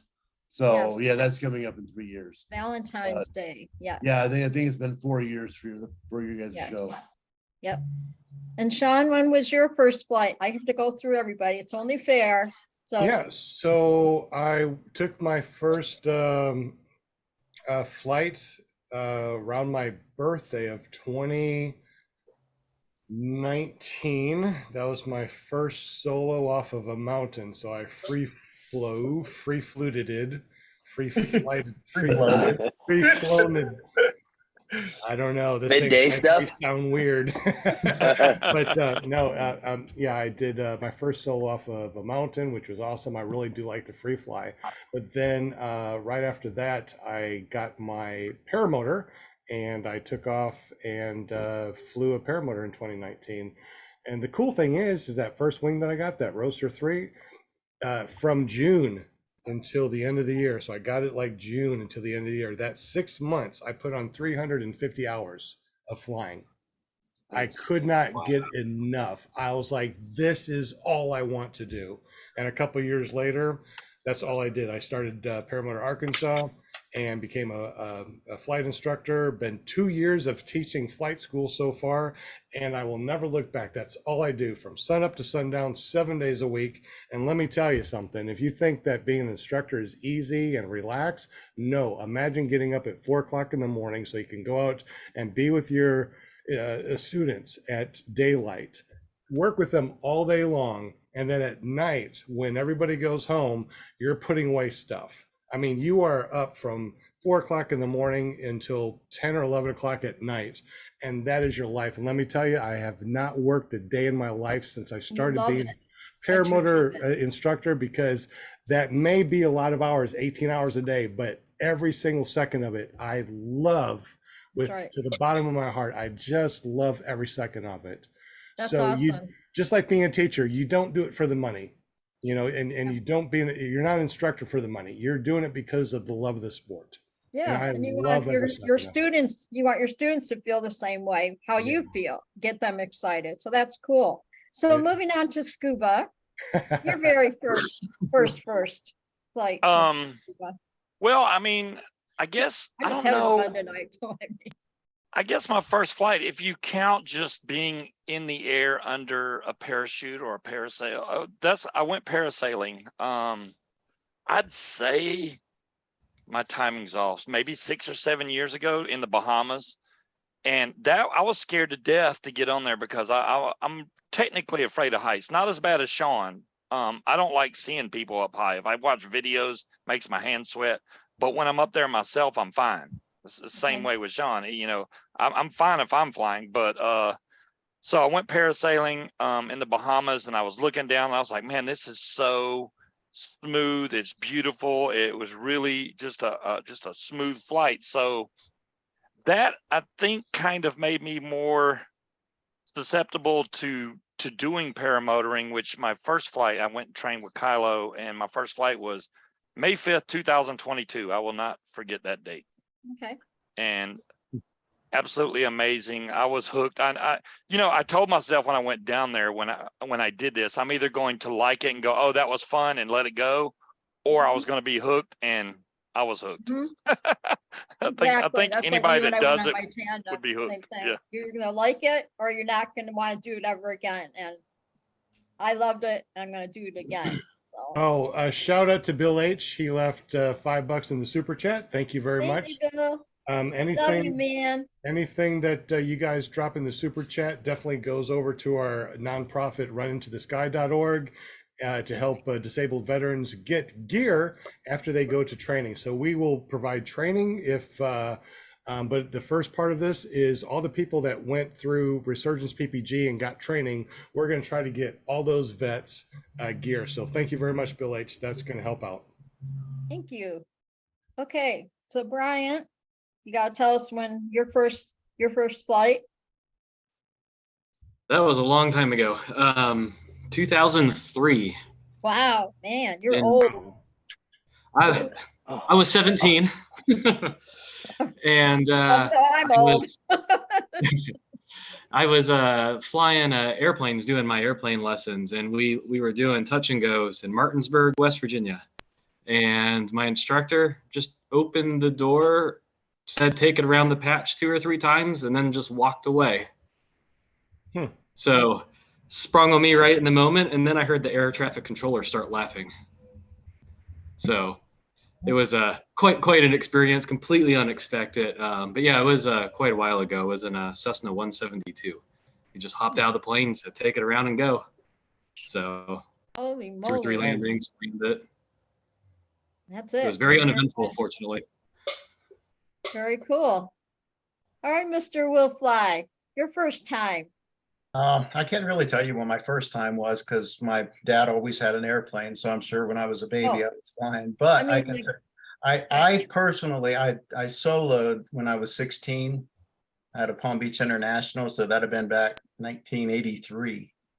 Nice. Yeah, I mean, since then, of course, I became a flight instructor and I thoroughly enjoy flying. Paramotoring, my first flight was January 23rd, 2020. So coming up on 3 years with that. Wow, nice. I'm on mute. Okay. Well, thanks, guys. I just thought I'd change it up a little bit tonight, Yeah, that was an awesome question. Yeah. Oh, thanks. Get you guys just kind of everybody kind of talk about their flights and When was your whatnot. first crash or prop break? No. No. And I see Linda's like the picture gal for like the Michigan fly-in. Is that right? Or is that? The what? Oh, I seen like the USPPA website for the fly-ins this year. And then Oh yeah, I looked down. the event calendar. Yeah. Yeah. That's pretty cool. Yep. Eric Lear sent that to me. And of course, yeah, you saw me on the page for Torchport. Representing, yes. Yeah. Torch this year. So I'm like the Torchport like mascot, That's what I used to call myself anyway. Yeah. So you can just go through there and all of a sudden you're like, oh my God, that's Paramom. So I will be signing out autographs later. So y'all, gonna have to kind of wait. I'm very busy, doing shows on Monday night and Thursday. Contact your agent. Yes. So anyway, all right, take it away, Sean. Oh, well, I just followed myself tonight. on that note, let's go ahead and for fun, look back. So if I take my glasses off, you know what that means. Right. But before that, let's look back and at 2019. Now, remember, back in 2017, I had that heart surgery and a stroke as a complication. It took me all of 2019 to get better enough after watching Tucker Gott fly to McDonald's and go, I know what I want to do. And then my birthday, here we go, back in 2019, I was on top of a mountain and I was able to take my first solo off the mountain. I'm like, really? You look scared. All by myself? It's like I can barely kite. What are you talking about? All by myself. He's like, I don't know about this. Are you sure this is safe? I thought I was just Fine. gonna, kite the wings some more because, and here I am. This is my first flight, my first, Oh my Oh, gosh. and I took just a little bit of video on flying, so I thought that was really That cool. helmet. Do you still have that helmet? That's my bike helmet. I don't you still have it? That's my bike helmet. But So wait, that was free flight, right? yes, Hmm. You look I still have pretty it. darn calm. Yeah, you look comfy. it was really, really, really fun. I really enjoyed Yeah. it, and It looked like it. Have you done much since? well, believe it or not, I'm not much of a go on top of a mountain and wait. I'm not a para-weight type of guy, which is the reason why I got into paramotoring. Free flight is fun, but the free flight that I enjoy is to be towed up in the air, release, and fly around because, hey, I'm immediately up. I don't have to wait for the right time or wait for somebody else. So I That's like right. the towing part. So we got a tow machine at the school. So if I want to be towed, I can get towed up to about 3,000 feet, disconnect, and just fly around and have fun in my free You flight. did it. Didn't you do an SIV? I did a Sean? bunch. Yeah, I did Yeah. 3 SIVs. Going And to be Robert doing. did. Yeah, Robert did too. Yeah, From going to be doing another SIV. paragliding talk. Yes. We Yeah. every time that I get a new wing, I try to go out and do the SIV. So I got a couple of wings this year. Fortunately / unfortunately, I got a hybrid skin wing from APCO, and then I got the F3, and those are really, really fun. They're much faster than my big boaty wings that I'm used to, and I'm starting to carve a little bit more and do a little bit more up in the air. I mean, obviously, I want to be safe, so I'm slowly going to the more carvy and unrated wings. Well, there you go. Wow. So did you who'd you do the SIV with? Did you do it with Andrew Fuller, Andrew? yeah. Mhm. He's good. He's good. Yeah. that had to be scary when he's like, okay, now I want you to collapse your wing. Okay, Talking on the the radio. funny part Oh. is that the first year that I did it was 2019, where I was still weak from the stroke thing, right? So trying to pull the A's down, I was cramping, my shoulders were cramping, I could barely pull it down. I was like, this is like a pull up, I can't do Yep. it. But as soon as you let go, poof, it opens up.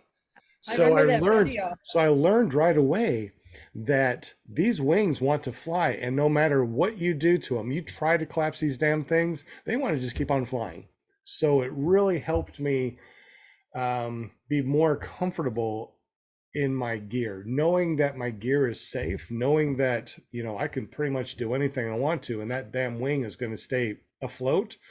Really changed the way I thought. I mean, back when I first started, I was doing some really small S turns, thinking, "Holy crap, I'm doing wing overs! Look at me go!" And I was like, "Nope, that's not a wing over. That's an S turn." At the SIV course, where I really pulled and I started doing this number, and I'm looking down, and my wing is down there, and I'm way up here, and I'm like, "Now this is a wing over." It scared the crap out of me, but man, some of the most fun things that you can ever do is go to an SIV clinic. So a shout out to Andrew Fuller at Skylab SIV over in Florida. Man, he's going to be on the show at the end of the month. I don't know if I should share this or not, but I guess I will. The reason why that he is going to be on is because he's I'm been excited. going to school for the last month, learning how to inspect and repair wings. Oh, cool. So right now Really I've sent everything over to Cloud9, but he might be the next person to send my wings to every year. Yeah, I think he mentioned that when he was doing my harness stuff. He said he was going to be doing some school. How do you like that harness? I love it. Oh, Will, I see your mouth moving, but you're on mute, buddy. Yeah, I get ignored better that way, I guess. Where do you go? I mean, where would someone go if they wanted to learn how to do something like that? You go over to Europe or To learn what? that's a niche to repair wings and sewing. I mean, he already knows how to sew and stitch and stuff like that, right? He's got the equipment. Yeah, he packs reserve wings and all that stuff. So he's really adding a lot of a lot of stuff to his repertoire. When is he going to be on, Linda? I know it's the last Monday of this month in January. I can't remember what day that is offhand, but whatever that Monday is, and Paramount, you're on mute too. So 30th. is it the 30th? Okay. Yeah, So- Bad Apples, he actually did like a free ground SIV course I got to sit in and kind of listen and kind of gain some knowledge from and, understand. He's like, well, I can't remember every topic he talked about, and he would know. He's an SIV guy, but it was definitely interesting, me being in my first year. That was one thing I didn't know. So if you have a wing that's damaged or needs inspected, you send it to Cloud9. There's a bunch of different places. You just search online for paragliding wing yearly inspection. Cloud9 comes up, and a bunch of other ones come up. I don't know why, but I started off with Cloud9, and they always send coupons back every time that I send a wing in for discounts for my next wing. So they kind of kept me, going to them. So I gotcha. Yeah. I just Yeah, didn't somebody know was somebody was on the field. We had when I went to Bad Apples this year, some guy was flying like a 5 or 6 year old wing doing, I think it was a free ride doing aerobatics, and the A-line snapped on him, and so he had to throw his reserve. That was something I witnessed too. It was crazy. At Bad Apples? He ended up at Bad Apples, yes, and then he ended up. He certainly, he got hung up in a tree with his reserve. They went and grabbed him, brought him back. He had a little bit of tears in his wing, and his A-line was gone. So I can't remember the gal's name, but she was there at Bad Apples. I believe she's there every year, but she repaired his wing on the spot, like basically. So I know We actually went and got that reserve. Me and Tim climbed up the tree and got it. I saw the video of him coming down, but I didn't know why he came down. I thought he was trying to do some acrobatics or something. Yeah, his A-line snapped, and he got $100 reserve. Yeah, that reserve is what saved his life. But come on now, it was $150. I'm sorry, he splurged. It was $150. Wow. And then I found out later that his instructor was my instructor 5 years before me. So he got trained by the same instructor 5 years before me. So I was like, oh, wow, cool. Like, it's good to know that you got some good training. I didn't know you were that. I think you said you was at Bad Apple as well, but I didn't know you like I know you now. Yeah, no, the day after, it was the day after everyone left and went out searching for it. Have fun. Okay, Yeah, Hanging out at Bad Apples after everyone leaves, kind of a neat experience. Yeah, I was there when the planes were flying, did that low pass. I wish I had my camera for that one. Did a low pass, buzzed the field. I think that's Sunday afternoon is when I left. Gear maintenance issues let you try your reserve. The only time I threw a reserve is when I was at the SIV clinic, just to feel what it felt like. I landed in water. The guy was in a boat, so I landed, and it was amazing. It was an experience. And if you want to feel what it feels like to throw a reserve, go to an SIV clinic.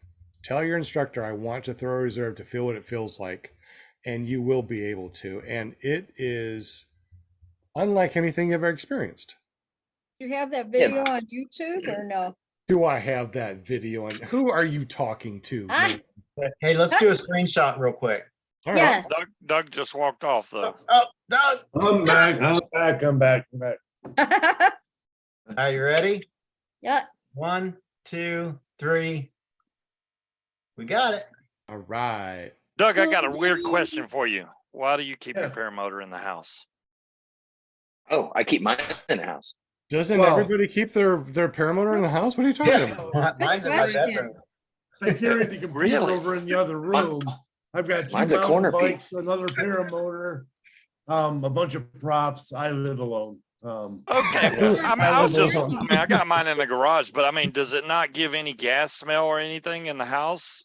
Well, I really like the Sky. I love my SkyMax. However, the tank bag is kind of weird. I'm kind of torn on it. I've had to replace it once or twice. However, there's no vent. So The tank doesn't smell. Hmm. You know, it's sealed up with the cap. It gets smaller as the fuel gets used up. It doesn't have a vent line. Okay, cool. So yeah, really no smell. Yeah, like after a flight, you can kind of smell the exhaust a little bit in my house. But I mean, who doesn't love the smell of two-stroke, man?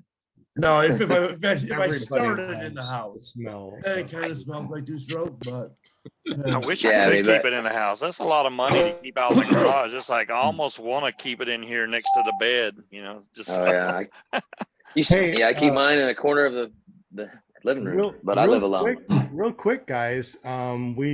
We don't have the spinning wheel of winning things, but we are going to do something special. Okay, if you go to paramotorarkansas.com, actually you can go to paramotorcalendar.com. It'll take you right to the calendars. If you use the code ClearPropTV10, it's $10 off. If you tonight order a calendar, I will throw in a free calendar. So they're normally $25. We'll knock $10 off. They're $15. I'll give you another one for free, and that is our spinning wheel of winning things. So anybody right now that wants to get a free calendar, just order one, $10 off. I'll throw in another one for free. And for the next 4 people, these are Valentine gift cards, okay?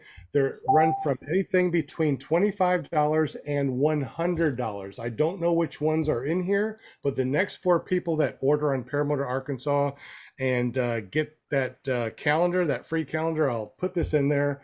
On Valentine's Day, open it up. And like I said, you're going to get a minimum of $25 up to $100 on this gift card. So now's the time to get you a Paramotor calendar. You can't beat the price. we Very nice.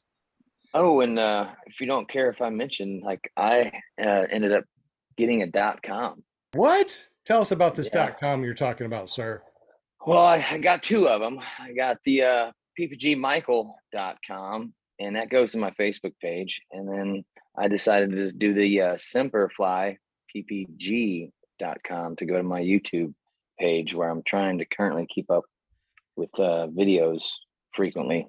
And not much. It's a baby YouTube channel, but I got into some new camera equipment, so I'm hoping to make some better content and make it more interesting. How many Okay, people here have their own .com that forwards to one of their one of their social medias? I do. Just got one. The reason why is because, you know, you go to youtube.com and then your YouTube channel is a string of numbers and letters. You know, it's hard to find it. So if you get a .com like over at GoDaddy, like for me, I got ppggrandpa.com, I have it forwarded over to something. You know, like for example, if you want to know where my YouTube videos are, go to iflyparamotors.com. It'll take you to my channel that has all of my videos on it. You don't need to know my channel name. You don't need to search YouTube. It makes it pretty easy to do such a thing. For example, go to willflyppg.com. It goes to Will Fly's channel. You don't have to search for him or anything. If you want to find out where Linda Anderson is, right, you go to paramomusa.com. It forwards over to her Facebook page, and that way right away you can say, hey, I want to be on PPG Grandpa's Paramotor Podcast. Scuba Steve, where do you go to your social media? paramotordude.com. Amazing. That's awesome. How about Jim? Jim, I mean, how do we get up with you and your YouTube channel? CarePPG.com. CarePPG.com. And of course, CarePP.com is his printing thing. His printing company, not his thing, you know? Well, that's his thing. That is his thing. How about you, Bryant? How do we get up with your YouTube channel? So you go to cancookamerica.com and then you just click the little YouTube button. Well, there you go. So Can Cook America. So it's really, if you want to share your experience, get yourself a .com, and they're really inexpensive. Your very first one is what, $2.99, Michael? Yeah. Is that what it is? Yeah. $2.99 for an entire year for that .com. It's awesome. So that's the reason why we get the .coms. It makes it really super easy. Matter of fact, I got a .com that I need to give away. Who needs a .com? I have a .com. What is my .com that I want to give away? Does anybody know offhand? Let me look on my YouTube, on my GoDaddy account real quick. I don't- I mean, you got Paramotor Dude. Paramotorguy.com. What's that? Paramotorguy.com. Is that the one that needs to be done? Let's see. I got paramotorwoman.com. Who Bill needs H says he needs one. who needs a .com, because paramotorwoman.com is But available. I can give it to you for absolutely free for your first year if you want it. I don't think let Bill me H know. wants to be paramotorwoman.com. We- Wait, he didn't say he didn't want it. See, let me scroll through here and see what other ones. Kent Stamey, remember Kent Stamey? I don't see him a lot, but Kent Stamey, you can find him at kentstamey.com. He's still on here. Yeah, what's he up to? I wonder. Ooh. PPGJP, you know, he's on here, but he never uses PPGJP. Old man paramotor.com. Yep. If you go to 123ppg.com, that goes someplace else. We got PPG Josh for Josh Marsh. If you want to see him, you go to ppgjosh.com. Yeah. Who's all in Um, the chat tonight? we got a lot of people in the chat. Deweese is a woman and she wants paramotorwoman.com. I love you, Deweese. Deweese, do you want paramotorwoman.com? We got that .com. Yes, darling. Darling, you need that. I also got a .com that says my dog said that was rough.com. It's going to be a t-shirt place that has a bunch of, sayings for my dog saying, damn, that was rough. There you go. So if you want one, we got you hooked up. We also got theparamotor.com because we're going to be making our very own paramotor in the future, and it's going to be called the Paramotor. Deweese says she'll take paramotorwoman.com. You want that? All right. So Deweese, text Yay. me. You should have my number. Just text me and we'll get that taken care of. We also got So Paramotor. exciting. We got paramotorman.com and paramotorguy.com. Is there anybody out there that wants paramotorman.com or paramotorguy.com? If you do, when you order your calendar, let me know and I will give it to you. You got to order a there you go. calendar. Come on now. You gotta Angela's order. asking about paramotorfan.com. We got paramotorfans.com, but Oh, that's cool. it's going to our props section right now. We also got ppgprops.com that goes to our props section, but we're going to be working on that as we got more and more people or more and more companies that are getting up with me that want me to resell their stuff. We got a prop right now that spins up. It's nice and light like an e-prop, but has the thrust like a helix, and it retails for $285. So we're going to be putting that's that right. out there soon. Yeah, burrs. We got a lot of fun stuff. So I do need to order a spare prop because I'm sure mine will break at some point and then I won't have a spare and I'll be mad. Don't jinx yourself, man. I know, right? Well, I mean, it's bound to Exactly. happen, right? Everybody breaks a prop at some point. I'm At hoping some mine's point, I'm years from still haven't done it yet, man. You'll end up like me with 4 props sitting around, just never using them. If I didn't have that double hoop cage when I turtled, it would have probably snapped my prop, but I fell back and it just landed on the cage. So it can't hit the prop unless I squat down and physically try to bury it in the ground. That would get it probably. a shout out to my Uncle Mike sending us a really awesome gift basket with lots of different alcohols. Love you, Uncle Mike, and thank you. I thought you were going to drink that right out of the bottle. I'm Like, taking- okay, Sean, go Sean. Yeah. This is for my wife. I got to drink out of this. Walter Prory asked a question in the chat. Yes. Said, Sugar, Mr. sugar. Ken Gook, do you have a dealer here in Australia? Ooh. Let me look. Let me see what they have out there. And if not, we can figure something out. Yeah, shipping's only $3,000. I know, right? You only have to mortgage your house one time to ship something to him. Yeah, Australia, man, that's oof. Can't get much further away. No, I mean, you got to ship into the future. He's tomorrow, That's right. That's right. How do you judge that? It's like, I'm going to ship this. I need it for I need to give it to you tomorrow, which is now. Hey, every The time that trike's Walter, only 5,000, but the shipping is going to be the 19,000. There you go. Walter, I'm always glad that you're there because I know tomorrow will come because you're already there. I love it. So, Walter, glad you're here, buddy. And Walter Yeah. says, paramotors for everybody from the Aussie land. Paramotor for you, paramotor for you, paramotor for everybody. I love it. I wish I could do that. Wouldn't that be awesome? Paramotor Oprah. We need to get hold of Oprah. Yep. Still do the show. Oprah. There you go. Walter, send me a message, Walter. There you go. So, do you think that we need, PancakAmerica@gmail.com. do you think There that you we go. need to do a raffle or something for like a paramotor or a wing or something big like that in the future? What do you think? Well, I mean, obviously the cheaper choice would be the wing, I would think, over the paramotor, and it Yeah, that's depends true. on I guess if you had a choice of certain wings, yeah, I mean a raffle would be great. They do them all the time. you Who know. would like to do a raffle and what wing should we raffle off? Every time I That's- say raffle, I think of the Big Bang Theory where they go waffle. I heard there's a waffle. So what do you They think? Should we do a raffle and maybe give away a wing or something? What do you think? So the raffle is where you buy tickets? Yes. Yeah, everybody buys a ticket, maybe $1 a ticket. And then, once we reach a certain amount, then we raffle off Yeah. a wing or maybe a throttle. They got the off-grid throttles. Those are really nice. Everybody wants those. Hunter Even strobes. cheaper.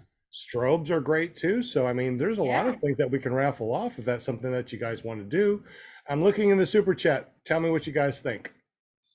I think Right. the throttle you could probably do $1 a ticket. The wing you probably gonna have to do like $10 a ticket, and then however many tickets. Because if you do $1 a ticket for the wing, it's gonna take a while to try and get enough money to justify the raffle, unless you're getting it dirt cheap. I don't know. Well, Oh, I the see thing what you're is, saying, though, yeah. if you spend $20, you got 20 chances of winning. So, I mean, That's true. it's still fun to do dollar raffles. Hey, not to change subject, on the off-grid throttle, I have one. I put one on. Now, I noticed when I tried to do cruise, now I don't know, maybe I have some things that are too tight on the cable system. But when I was in cruise the other day, when I flown, and I would rattle my wrist or do something, it would kind of go, is that too tight? I mean, have you had that Oh. issue?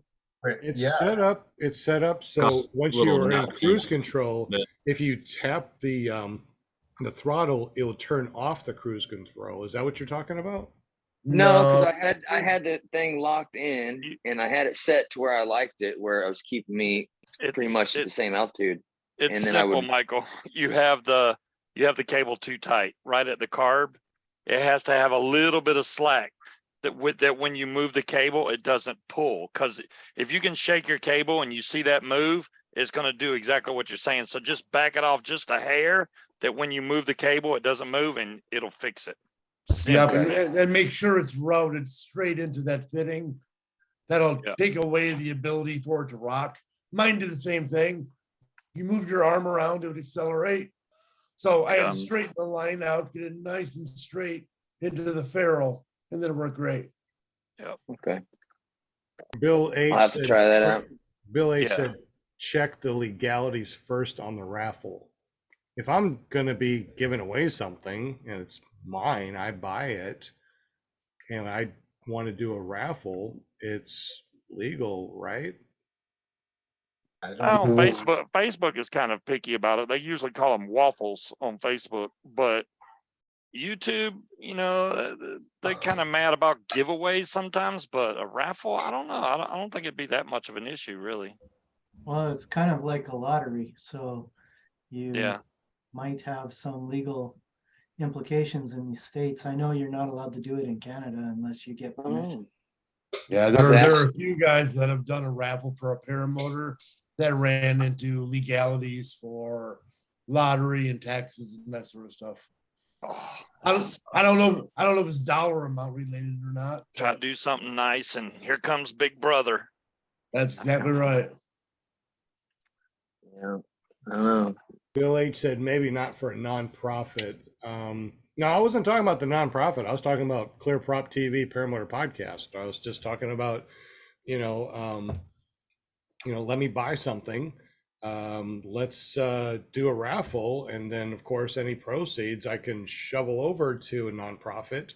If it's my gear, my show, my raffle, and I can do whatever I want to with the prizes, give it to you, and the proceeds give it to a nonprofit. I mean, I can't see legalities, but thank you, Bill H. I will look into that because I don't want to get into any legal issues when it comes to giving away stuff for free, right? Now, if memory serves, the problem the guy had with the paramotor was he sold enough tickets to cover the cost of the paramotor plus a bunch. So he basically took his money for the paramotor. What was left over, he gave to charity. By law, he donated the motor and he had to give everything to taxes or charity or whatever. So you want to be careful. If you give something away, you can't have people give you money to win it and then pay yourself back for the product. No, this would be a complete gift. I would buy it myself. I would own it. I would do a raffle.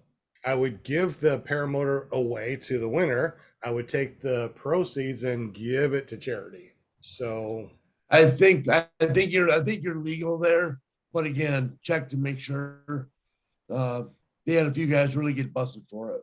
I don't want to get busted. So if anybody knows the legalities for raffling stuff out, send me an email at ppggrandpa@gmail.com and let me know if there's anything that you know that I need to know, because the worst thing is not knowing what I don't know to know. Well, I'm sure every state's different. So I'm in Arkansas. So if anybody out there knows Arkansas law, let me know what you think. Okay, I get what Shane's saying about the throttle thing. So, Michael, was you already on the throttle when it was doing that high-low thing? No, I had it set to cruise control. I had it locked in at cruise, and then when I would reach back up to grab the brakes, I shook my wrist a little bit, and I heard it go Okay. Yeah, that may not be the slack then at the car, because if you're at pure idle and you do that, then yeah, it's the slack. But that way, yeah, it's just basically it's pulling on the cable just enough to cause that little bit of fluctuation. So I don't know how you can fix that. I have an off grid, and when it's locked in, it's locked in. It doesn't change anything on the carburetor. So yeah, that's what I got now is an off grid, and it does that when I just noticed it because I haven't used cruise control yet. In my last flight, I was like, let me try the cruise out because I've had 3 flights with it. Do you have a standoff on your throttle cable where it comes over your cage? Do you have a standoff, or is it like zip tied right up against the cage, which would definitely pull on it some? I'm trying to think of what you're talking about. A standoff is just like, okay, so standoff is like standoff. It's like the little piece of tube. There you go. Yeah, tie, right? Exactly. Yep. If you got that, then I don't know what's going to get it. Yeah, I do have a standoff on that. Okay. I don't know why it's pulling on the cable then. Maybe, I mean, I was thinking your first answer or your first option that you're saying was right. It could be just too tight because I probably should have left a little more slack in the cable, but I didn't think you should have too much slack. I left enough excess to keep it to where I could have some slack. Hey, Michael, but if you're on cruise Michael, control, there you go. I was going to say, turn it sideways. Good, you got it. Sorry. if you're on cruise control, it's going to be tension no matter what. Right. So that's on mine, when I did that, the cable moving around was enough to move a little bit right at the ferrule of the carb. So I put the cable dead straight to the carb, and then a lot of that went away. So if you have a little fitting on your frame or that kind of thing to really make sure it's guided straight, it should work fine. But if it's got a bend to it at all coming off the carb, then it tends to fluctuate a little bit. Yeah. you? How is your carburetor? Is it straight from your throttle, or is there a bend to it? Because I know, what is it? That's why I Gravity. grabbed the phone Gravity and made has it all. Gravity It's has a bend. I was gonna go to the paramotor and see for myself and maybe show you, but I don't know if I can do that with my lighting in this house. It sucks. I have to put my headlamp on and get some light on it. That's all right. Because I know Gravity Paramotor has a little bend to it before it gets to the carb. And I had to actually, because the carb I had, it was Evo, or the carb, not the carb, the throttle I had was Evo throttle on it. I actually had to drill the little, I guess you could say, the flange that runs the carb, kind of, it runs the cable through to the carb, that kind of like holds the cable up out of the way of everything. I had to drill that hole bigger to run that cable. Was a little bit bigger than the Evo. James Planet said it's not slack, it's the cable length. Yeah, he Cable says, length. mine's off grid. My old cable did the same thing. It's just the nature of bending cables. Even when actuating by hand, you will notice increase as the angle of bend changes. I mean, it looks pretty straight. There is a slight bend, but let's see here.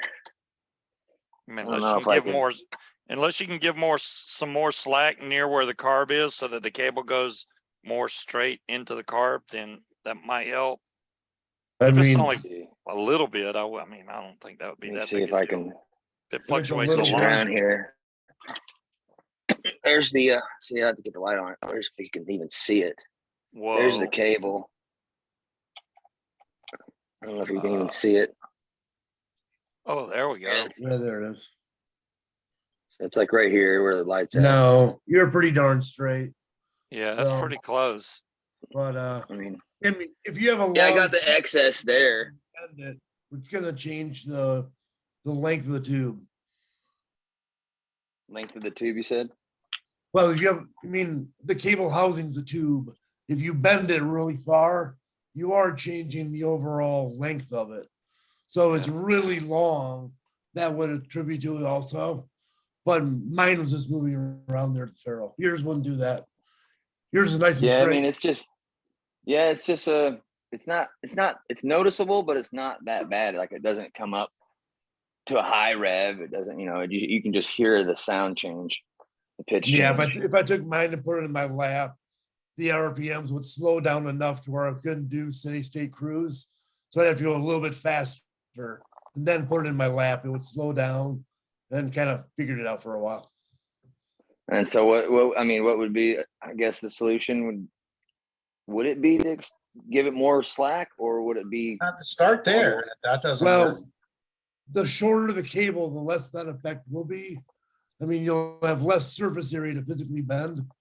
So the shorter the cable, the less, the overall less movement you can have. But a really rigid cable would make it a lot better, but you don't want that for flying. Yeah, and I thought maybe it was maybe as I had the clamp that goes on that holds like the little netting that goes around the cable, Tony- that little stuff. I thought it was Tony, too I tight. think Kanguk has the option to buy a foot throttle for a trike. Yep, I've got one in stock. There you go, Tony. So if you want a foot throttle to hook to your paramotor, boom. Use your feet. Yeah, it's like a powered parachute, ain't it? No, they have Well, my power buddy parachutes use their steers feet with to steer. Yeah. steer, yeah. Eventually, you're going to sync a Bluetooth control to your motor and you'll have no cable. There you go. Until it dies, until you Yeah, great Yeah. to the Oh, battery. drop day. that, That would be or you drop terrible. the throttle, you lose the throttle, and it loses the 30 feet, and you lose signal. Or you fly next to a cell tower. I do have, and I've been printing all week long. I got Wow, bunch you made a of lot. things here, and I got a lot of different types of cams that I've been printing out. I do owe a couple people some chase cams, so I would like to know if there's anybody out there that would like a chase cam I will send it out. Actually, I'll send out probably 2 different versions to try. Obviously, I got Michael. You got 2 of them that I'm going to send you. There's Oh, somebody wow. else that I'm going to be You, sending you or sending out there. Is there anybody else out there that would like to try a chase cam that doesn't have one?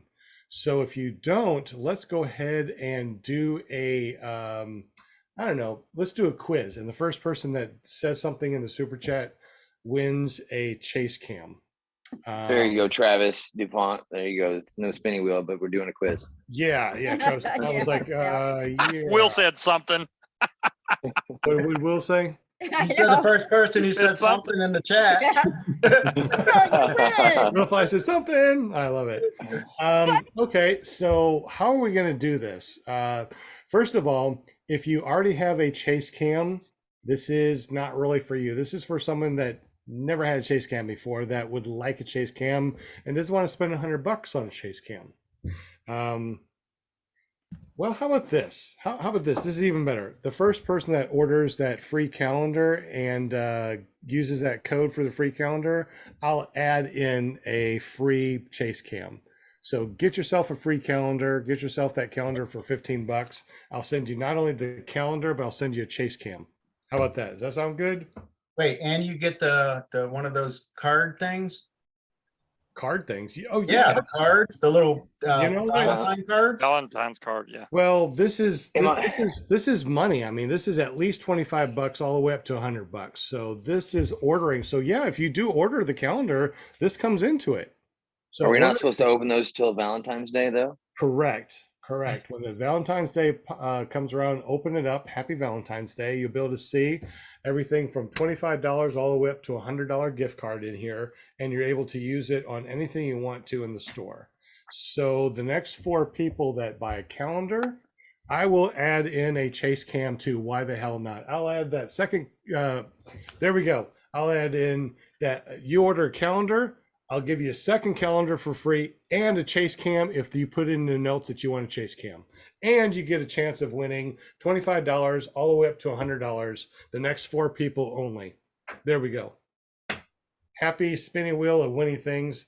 Paramotor Arkansas, PPG Grandpa's Paramotor Podcast, ClearPropTV, and Paratalk.org. Of course, our sponsor, CarePP.com up in Canada. Yes, I said you, Mr. Jim. You are the bomb diggity. And Bryant, of course, you know, with Kangook. I gotta love this right there. Of course. KangookAmerica.com. I'm wearing it. Check it out. All right. So Cool. you want a calendar? You want a free calendar? Don't forget, use the ClearPropTV 10. ClearPropTV 10. That gives you $10 off. And I'll give you another calendar, and I'll send you out a chase cam if in the notes you say that you want a chase cam also for free. Boom. Chakalaka laka. Yeah. Taking notes here. Absolutely. Hooking you guys up. Michael, I'll send you out one because I'm finishing up another type of chase cam. So I'll send you 2 different chase cams and extra fins. That way, in case something happens, you got the extra fins to replace Thank them. you, sir. I don't think that you'll need to, but hey, why not, right? Thank you, sir. Bryant, do you want a chase cam or do you have chase cams? If you want one, I'll send you out one for free. I mean, you sent me a hat, so I can send you. I appreciate it, but honestly, I already have 2, so Okay. I think Has I'm covered. anybody Put a 360 camera on the chase cam yet? Yeah, I think Wolf did. David Wolf did one with the 360. I think it was the Insta360 cam. Ooh, that would be kind of, you'd have to be careful with those lenses, huh? Super careful with those lenses. Absolutely. Yeah, I bought lens protectors for mine. And Right, does it you make see it. much of a difference? The lens protector I mean, makes it look stupid when you actually film. Yeah. You should pop them off before you use them. You put the lens protector on after you are done using it to protect. Yeah, your it's got an option to push the lens protector mode, and it's supposed to help. But I've noticed a couple It's- times like this. Yeah, It's crap. it's smudged. But I mean, if I drop it, it's it's good. At least it saves it. But I bought this hard case for it too, that I can put it in case I do drop it. The first time pulling it out and trying to use it paramotor flying, I don't have a tether to it. So I'm like, I Just just got kinda- that rubber cover that goes over mine. It covers the front and back. But yeah, Is when the I'm filming with it, heavy-duty- What about the heavy duty lens cap protector? Have you seen that one or tried that? I don't know if this is just a lens protector. I don't know if they sell a different one. I didn't know if they do. I just got That's- whatever they had on their site. That's the cover, right? There's a cover for the No, front, this- cover for the back.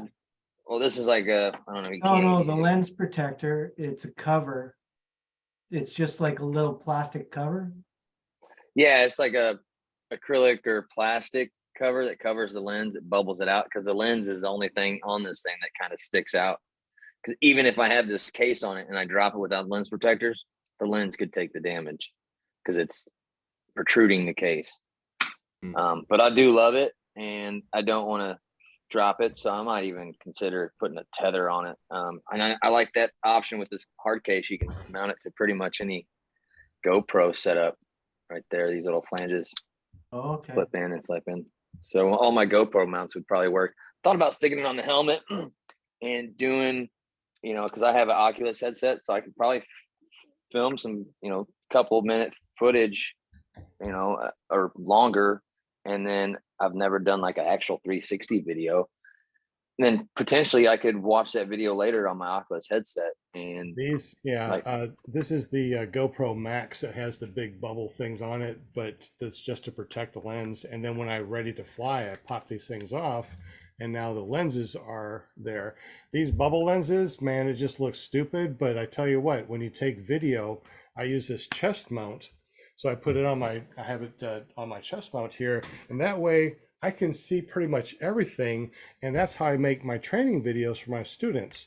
I put this on here. I do my checklist. I take off. I come around. I come in for a landing, and then when we do the training, we have them hanging in their paramotor with toggles. And they put on the Oculus type of thing. It's not the Oculus; it's the cheap one that the cell phone goes in. And then I run this thing through the actual footage, so they can actually feel it. I got a fan that blows too, so they're flying like this. They're looking around. They take off. They come around. They're pulling the toggles, and then they come in for a landing. And it's really awesome. I mean, it really is neat, and it's the most least expensive type of simulator that you can get that actually feels like you're flying.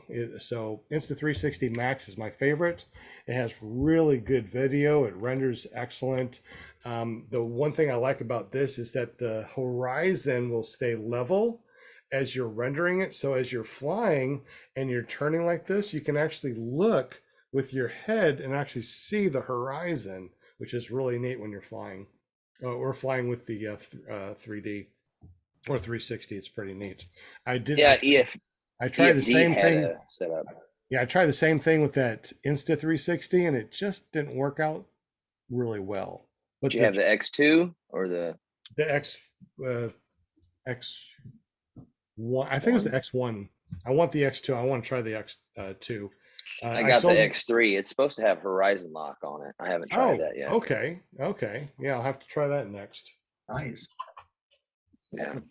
Got me like the mode. horizon lock. As far as Insta360 and GoPro goes, I'm Insta360 all the way. Are you? Why? What's the Not much difference? trouble with my GoPro. Well, namely for me is when I push the on button, it stays on. Oh, doesn't have an SD card error, and you have to reformat your SD card. Yeah, I So mean, far. it's just no, it's not perfect. I mean, you're gonna have some situations that Mhm.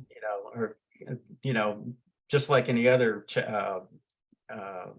camera, but no, it's been a good camera. The X2 has.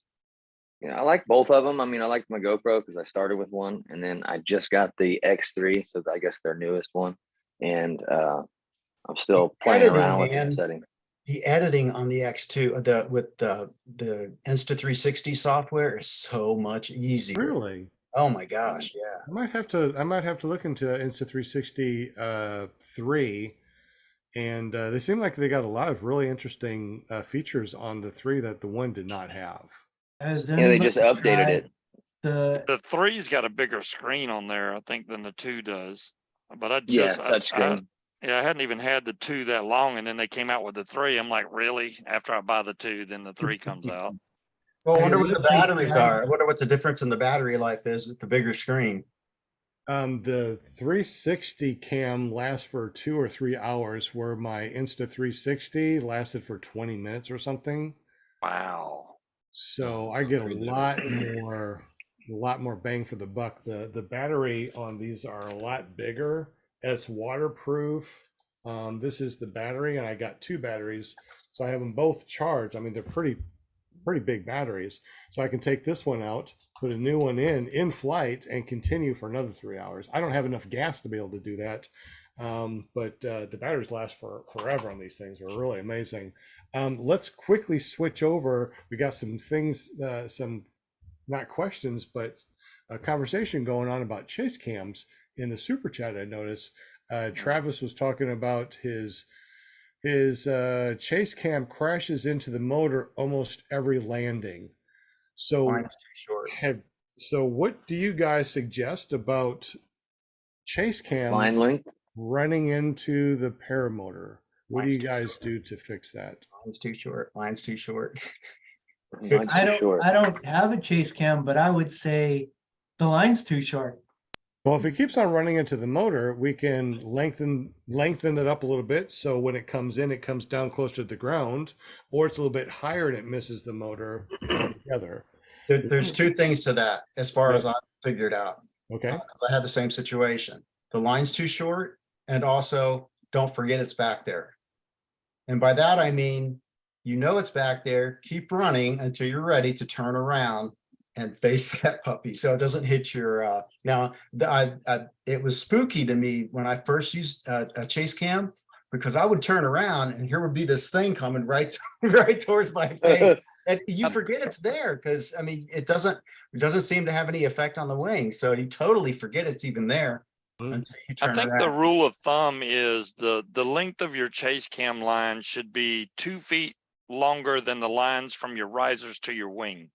If you make that 2 feet longer, that way when you come down, the chase cam will hit the ground just before you touch down, and then you should be all right. You can also check how where your chase cam is by kiting your wing with the chase cam. I've kited my wing with the chase cam numerous times to adjust it to where I want it to be. So that's something that you could do also. I may try that because I haven't hooked mine up idea. yet. I have it. I just haven't hooked it up yet. Yeah, I still, yeah. I would like to My new try it video out. is coming out tomorrow, and I show how I hook my chase cam up. Cool. I'll check that There out. you go. 'cause And how do we get to your YouTube channel so we can subscribe and hit that bell notification? You go to willflyppg.com, it'll take you right there. Excellent. So make sure you go to willflyppg.com, hit that subscribe and that bell notification so you can see how to set up your chase cam. How is your paramotortip.com going? It's still there. It ain't going anywhere, but it's still there. It's like your reserve. Yeah, yeah, that's right. You're in the back seat, and that was it.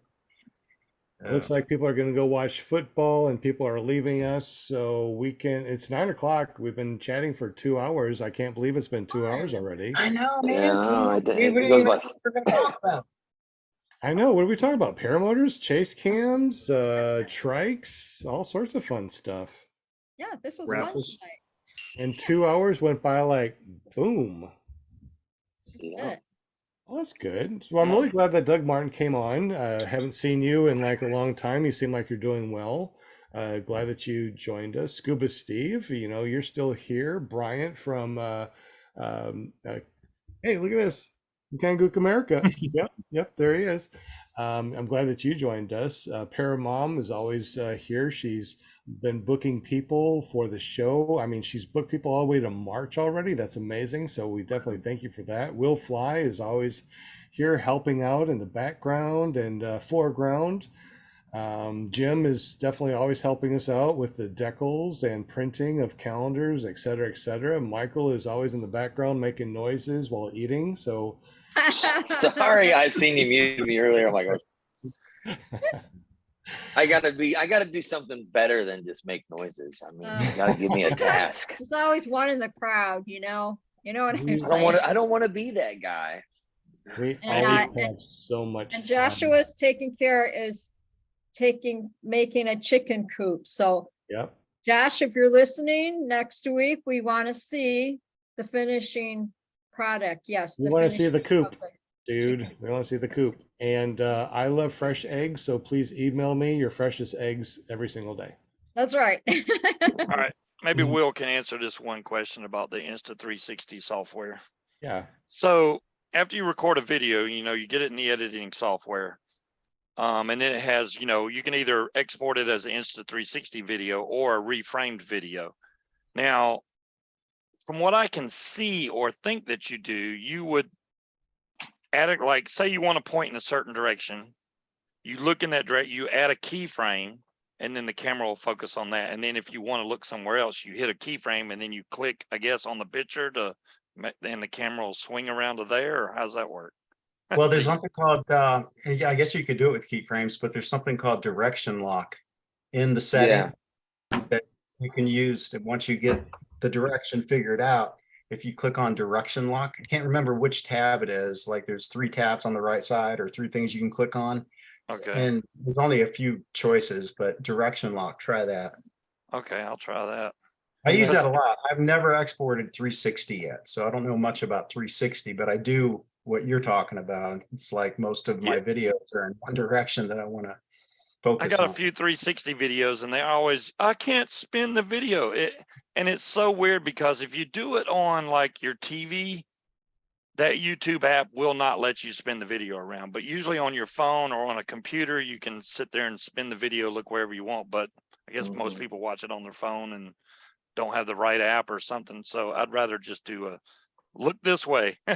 Oh, See, that's the view. Go ahead, Sean. Okay, so one of the things that you can do also with the Insta360 that I didn't say earlier that I really like is that when you have it spooled up on your phone, when you're watching the 360, you can hit record and then turn it to where you want to show, and it records as you're moving around. So you're like, oh, this is really cool. So you watch that, keep on watching it, see wherever it goes like this, and you can follow it. And then when you render it, it actually follows that panning that you do on your phone. So it really I think it's called Snap. It's called Snap, and then you can press and hold record and then do that. I was trying to mention that. Okay. I think. Yeah, there's just so many things you can do. It's like, I'm like, whoa, it's too much. I got a Insta360.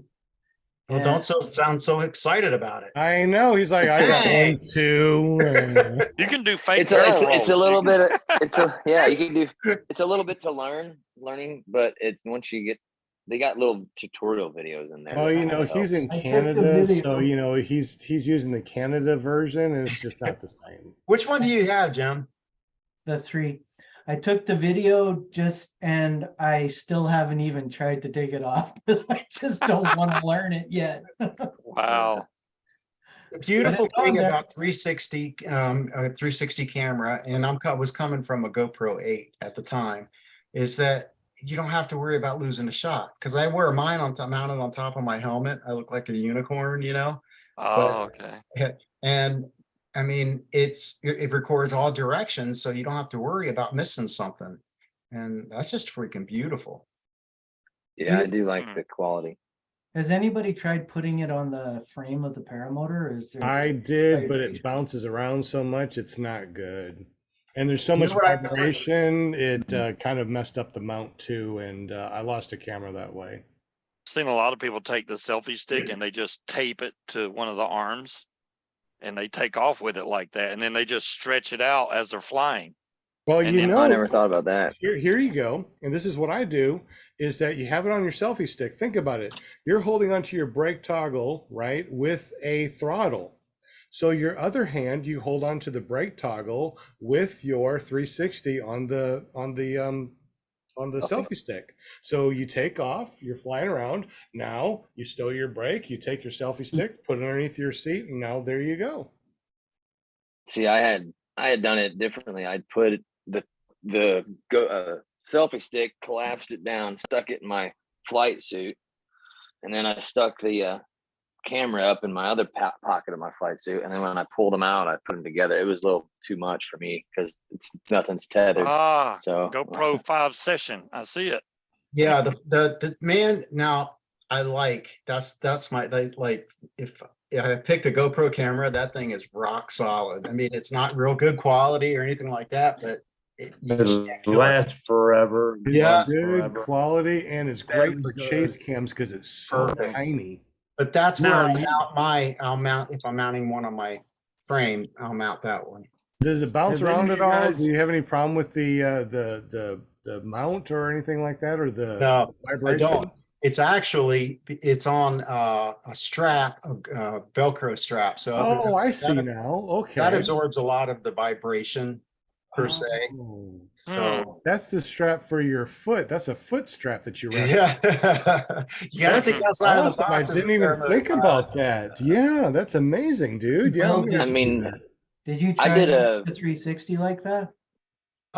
No, but the Insta360 would sit above that, and I'm not real comfortable with that above the hoop like that. Just yeah. So the X3, I noticed. I don't know. I just tried it out with a 4-wheeler ride with my family just the other week, and you can see me taking all the bumps, but with the X3, I think the stabilization is better than it used to be. I'm not sure what the X2 is like because I haven't had one. My first one was the X3, so I was doing the 4-wheeler ride with the selfie stick, holding it while Hey, riding, well- and you. How do you attach it to your helmet? to my helmet, just the GoPro sticky mount on the helmet. Are you talking about my Insta360? Yeah. The GoPro sticky mount? Oh, it's got a screw on it? No, it doesn't. It's just the sticky mount. You got to make sure you get the real 3M stuff. And don't go cheap on your stickies. Yeah, but you got to have some kind of adapter to be able to screw it into the Insta360 because the GoPro mount's not the same. You're right. Well, hey, and if, then I have that adapter, the Okay. the GoPro to the Insta360 adapter. Well, the 360 adapter is just the regular, what do you call that, shoe or whatever, like you would use for a regular Cold shoe. Yeah. Okay. And so I bought this extra I paid extra for this. I think it was like $46 or $50, but this has got that screw in the bottom where you can take a selfie stick and screw it into that. And it's the hard case. Why can't you do So it on you can just do that to the regular camera, can't you? But yeah, you can do it to the regular camera as well. So I used where is it? The selfie stick's got and I think the GoPro mount, like this is what came with my GoPro. It's a metal one, and I one day I collapsed it and I cut myself with it, so I don't like using it. But this is a GoPro one, and I can just stick this one right in the Insta without the case. But Right, the case so- allows you to do it too. What's the difference between the case? I mean, why would you need? Well, the it's got case that if cold. It's got that cold shoe on it. So like I got this GoPro mount here. It slides right in there. I have the thing in right now. Oh, Like, okay. I So it's a slide it in. GoPro adapter. Okay, that makes Yeah. So you can do it both ways. Oh, You can do it okay, this I way got or this way.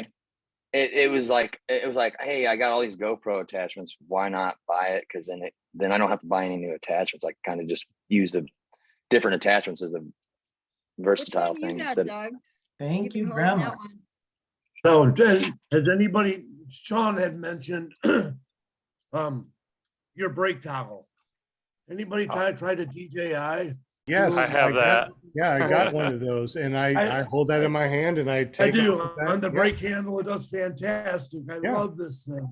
So yeah, I it works would fantastic. drop mine. I guarantee I would drop that thing. What is Originally, that you're talking about? mine originally, but That's a yeah, originally Osmo Pocket. 2 zip ties, but now we hang on to it. But it's got a gimbal on there, so vibration's not an issue with that thing. I mean, it No, literally has a it's gimbal on the top. fantastic. So yeah, you're No. not gonna get vibration with it. Let me. What was let that me- mount again? This right here is absolutely amazing. So let me tell you something. So this There has it the is. best stabilization right here, but it also has this. It's a Bluetooth that you can connect to your mic, and it already has a dead cat on there. So when Nice. you're filming and you're talking like this, the audio is so crisp and clear, and you can look at anything that you want to. But when you have this connected to your boom right next to your mouth, it sounds like you are sitting in a studio filming or talking or like a voiceover. These are amazing. Did you buy that separate or did that come with it? This all came together, so I can Does- I got other adapters in there. It even came Really? with a what do you Yeah, I call don't it? have those adapters for the Bluetooth thing that you're talking about. I don't know what that is. So So Yeah, I what's got a mine dead did- cat mine didn't come Bluetooth got with a adapter? that. little So- stand too, like that came with it. I mean, Huh. I got the whole bundle when I got this because and I got the extension down here too. So this is an extension that allows for more things too. So So that's not 360, right? That's no, point. yeah, Oh, this that's a is, point. yeah, this is the stabilization. This is like the what is this called? Gimbal. Yeah, so it has a stable 3-axis gimbal on it. Yep. So when you're flying, it's 100% stable. No matter what you're doing, it stays stable like this. And that's for the GoPro. And no, this No. is the DJI. I've heard That's- good things about that's a it. camera. Yeah, it's a I've got to DJI find that Pocket case 2. somewhere. It's a 4K, and like I said, with the Bluetooth thing that's right next Yeah. that you can put on your boom. I mean, it's Bluetooth. I mean, you can even put it right here on your what you call it and do your videos. But when you're That'd be- flying, you put it on your boom, and with your little dead cat there, it sounds like you're just in a studio. It's really amazing. That would be amazing for tandem flights. So I could have my tandem passenger have the microphone. I'd need to find that case. So now I get some internet searching to do. I didn't know that case existed. Oh Yeah, That's a nice so, case. So this thing will clip on here, and this thing will sit nicely in here, and then the what do you call it? The USB-C is a double USB-C, so it charges this and this at the same time. You just plug it in one place, plug it in, and everything everything charges. See, my whole night here is worth it because I learned something new and I have to have that. Yeah. So that's a these- DJI. Yeah, Osmo DJI Pocket. Well, they got a Pocket newer one 2. now. This is a Yeah. Pocket 2, so it's Oh, an he's got the old second model. one. I got the original one, so I hope it works with the original one. Oh, you talking about the big one like this? Yeah, I got the No. original one too. The Osmo Pocket, probably and then they like got that Osmo one. Pocket 2 now. So I don't have the Osmo Pocket 2. I got the Osmo Pocket 1. Oh, I got the original Osmo, the big one like this. Oh yeah, the big And to put a phone in. Yeah. no, not to put the phone in. No, it Oh, had okay. its own camera and stuff. It kind of looks like this, but massive. So it Oh. had the big head on it, but it did the gimbal thing, and it was great. But man, I tell you what, having this small and be able to take off like this, and having this on your little on your boom mic, man, you can do all sorts of fun videos with this, and you can put a selfie stick on there, so you can really send it out there. Yep, there Yeah. it is. Oh, they make a Okay. white one now? Oh, yeah, you gotta have the white one. You don't have the white color, do you? I don't No. want Yeah, you gotta have the white one. It gets too dirty. Uh-huh. It's too dirty. I have to have one of those. Yeah. I'm looking for the Yeah, price. Michael, yeah, it does active track too. So you could like highlight somebody and the camera will just follow them. Or you could put it on Okay. your desk and it'll follow you around. It's pretty cool. Yeah, they're showing active track now. Yeah, so the reason why I Yeah. got this was to make videos where I could put this on a stand and walk around and do videos where it actually tracks me and it follows me. And with the Bluetooth microphone, your audio is amazing while doing this. So the X3 has something like that, but it's called Me Mode. And you can put it on you or whoever, and even in the app. I don't know if the X2 has it in the app, but even the app, then you can do tracking, and you select the subject for it to track, and it'll track. And then apparently these Apple AirPods will connect with this X3. I just haven't figured out how to do it. It gives me the option, and I've been trying to figure it out, but I haven't been successful yet. pain And in I the haven't butt. tried but twice. Yeah, it always says processing, and it's never connecting. Yeah, So I it's a haven't figured out pain. how to. Oh, $349. yeah, click that Pocket 2 creator combo. That's I think what I got was that creator combo. Yeah, there it is. Ah, okay. There it is. Has everything on there. And when I got it, it was really cheap because it was before they put it out there. So it was like a pre-sale type of thing. So I got it really cheap. But it's old technology now. So Dang, man, Christmas just happened. Now you tell us about this stuff. That would have been perfect. And that's the whole combo. That's everything comes with it. yeah, anything that you can possibly think that this thing will do, it will do, and then some. It'll even connect to your even has a connector to go to your cell phone. So I got this is a lightning connector, so I can connect it directly to my phone. Yeah. Does it record in 4K, Sean? Yeah, it goes up to 4K. This thing right here disconnects. So the little gimbal thing right here disconnects, and then you can slide this thing on, which will connect it directly to your phone, where you can actually video, and you can see. Then you got a big screen. Yeah, then you got the big screen. But I mean, it doesn't. It's not only 4K. I never shoot in 4K. Yeah, you can go down to 1080p and then higher frames per second also. Yeah, also 2.5K. So I mean, it does everything that you want it to do. I always film in 4K, and then I will either downstep it, because when you're shooting at 4K and you downstep to 1080, it looks a lot better than when you just shoot 1080. On the X3, it's like its standard is 5.7K at 30 frames a second. Like that's just which one is standard. this? What is that? The X3, Insta360 X3, which costs just about as much or a little less if you bought just a camera than that creator package, but it about the records same. at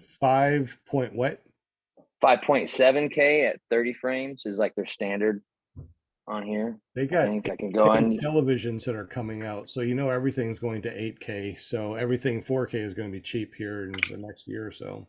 Yeah, it does 5.7K, 4K, and 3K. And our children are going to look at us and go, "Why didn't you record everything in 8K? Why is everything in 1080?" So that one would actually, if I'm recording my lectures at school, I could actually have that one follow me in the front of the classroom. Yes. That would be fantastic with a microphone. That would be just fantastic. So I'll have one ordered tomorrow. He's going to do it right after the show. Always have someone paying attention to you. We'll have the college. Yeah, what were you saying, Will? I'm just wondering, will those accessories work on the original Osmo Pocket? And because they don't make the original one anymore. And what attachment did you need too, for your phone, Sean? Doug, real quick too, before you go and try to buy the Osmo, this is a Mevo camera, right? So it records in 4K, but on the screen it will pan through using the 1080 part of that 4K and follow you. The recording, if you want to have something that's next to you, you just download the app that is the Mevo voice app, and that way you can have it connected to this, and it will directly, no matter how far this is away, record the audio. And these things are these are not very expensive, the Mevo cameras. I'll look into that. That's cool. Yeah, so Mevo is really good if you're thinking about something like that, MEVO, and they have all sorts of different ones out there. The original version, those are probably $199. And it looks like Will Fly's got to run instead of got to fly. So good to see you, buddy. Glad that you stopped by and chatted with us tonight. I mean, it's been a lot of fun. Come check out the Tuesday Paramotor Hangout show on YouTube, 8 p.m. Eastern. And it's going to be a good show tomorrow night. How do we get to that show? You go to ppgshane.com. Take it right there. Excellent. And then if you don't know, I'm writing it down. Where is it? Yeah. I got to run too, so I'm going to leave when Shane leaves. Well, if everybody's got to go, Not Shane, Will. My bad. Well, that's If all ever- right. if everybody's got to go, how about we just say good night? I mean, it's almost 9:30 Yeah. my time. So, let's just call it a night. Let's go ahead and say goodbye, just like the Sound of Music. Farewell, so long, sing the song and everything, Time to right? say good night. There you go. You like it too, huh? I Nice. thought I was the only weirdo, but I guess I'm not. Good for me. Good for See you you. Thursday night, paraglidingtalk.com on Thursday night with your host, Robert Michaels. That's it. And she gets a green screen and she turns into a freaking host with the most. Yeah, she does. That's awesome. Good for you, Linda. So, if you I want to keep up told with you, I was me, just like full of myself. It takes You- me a little bit to get, warmed up. And then tonight I was like, oh yeah, must be all the rain or something out there. or and maybe it's because I got no my, pom poms. Where's the pom poms? I mean, no pom poms I either. think if I would have brought those out, my kitty would have probably attacked, because I Oh adopted yeah, you got a on my new kitty. Facebook. I them. rescued Miss Molly on Sunday or on Saturday. Well, And she congratulations. is a sweetheart. I swear to God, anybody that rescues any animal is all right in my book. I will trust you with my life because I know that you're a good person. Let's go ahead and say good night to everybody. My name is Sean Simons. People know me as PPG Grandpa. You can always find me at ppggrandpa.com or iflyparamotors.com. You can also go over to my flight school, which is paramotorarkansas.com. And don't forget, if you want a free calendar tonight, go over to paramotorcalendar.com. Use the code ClearPropTV10 to get $10 off. I'll throw in an extra calendar tonight if that's what you want, if you say that. And then I was giving away something else. Oh yeah, and a chase cam. If you want the chase cam, just write in the note, I want a free chase cam, and I'll send you at that also. We also got our official sponsor tonight, which is Jim from Canada A from Care Printing and Publishing.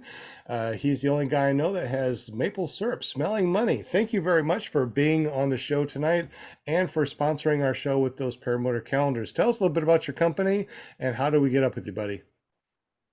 Oh, you can connect with me through carepp.com or careppg.com for the YouTube channel. And if you want to get some printing done, any type of printing, just connect with us. And you can do that through that website, carepp.com. And if you mention PPG Grandpa, you'll get 10% off. Holy smokes, I'm worth 10%. I love it. Woo! So thank you very much, Jim. Definitely go over to carepp.com and get some decals, as he says up in Canada, decals. We call them decals, stickers, and calendars, whatever you want. Get up with Jim. You want to see his crazy flying shenanigans? Go over to careppg.com. Now that is amazing.com. That's pretty cool. So thank you, Jim. We definitely appreciate you. Thank you, Sean.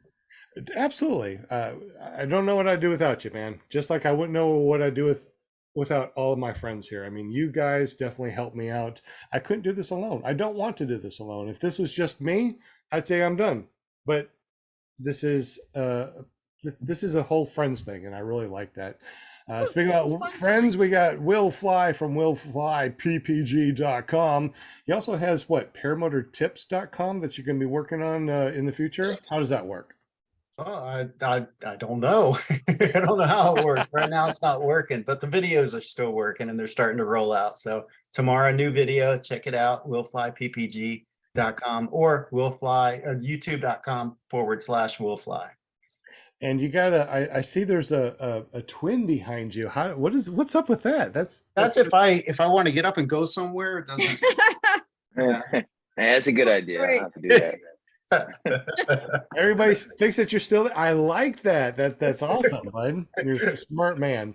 And you also got you also do a podcast with Shane and the gang on Tuesdays. Tell us a little bit about that.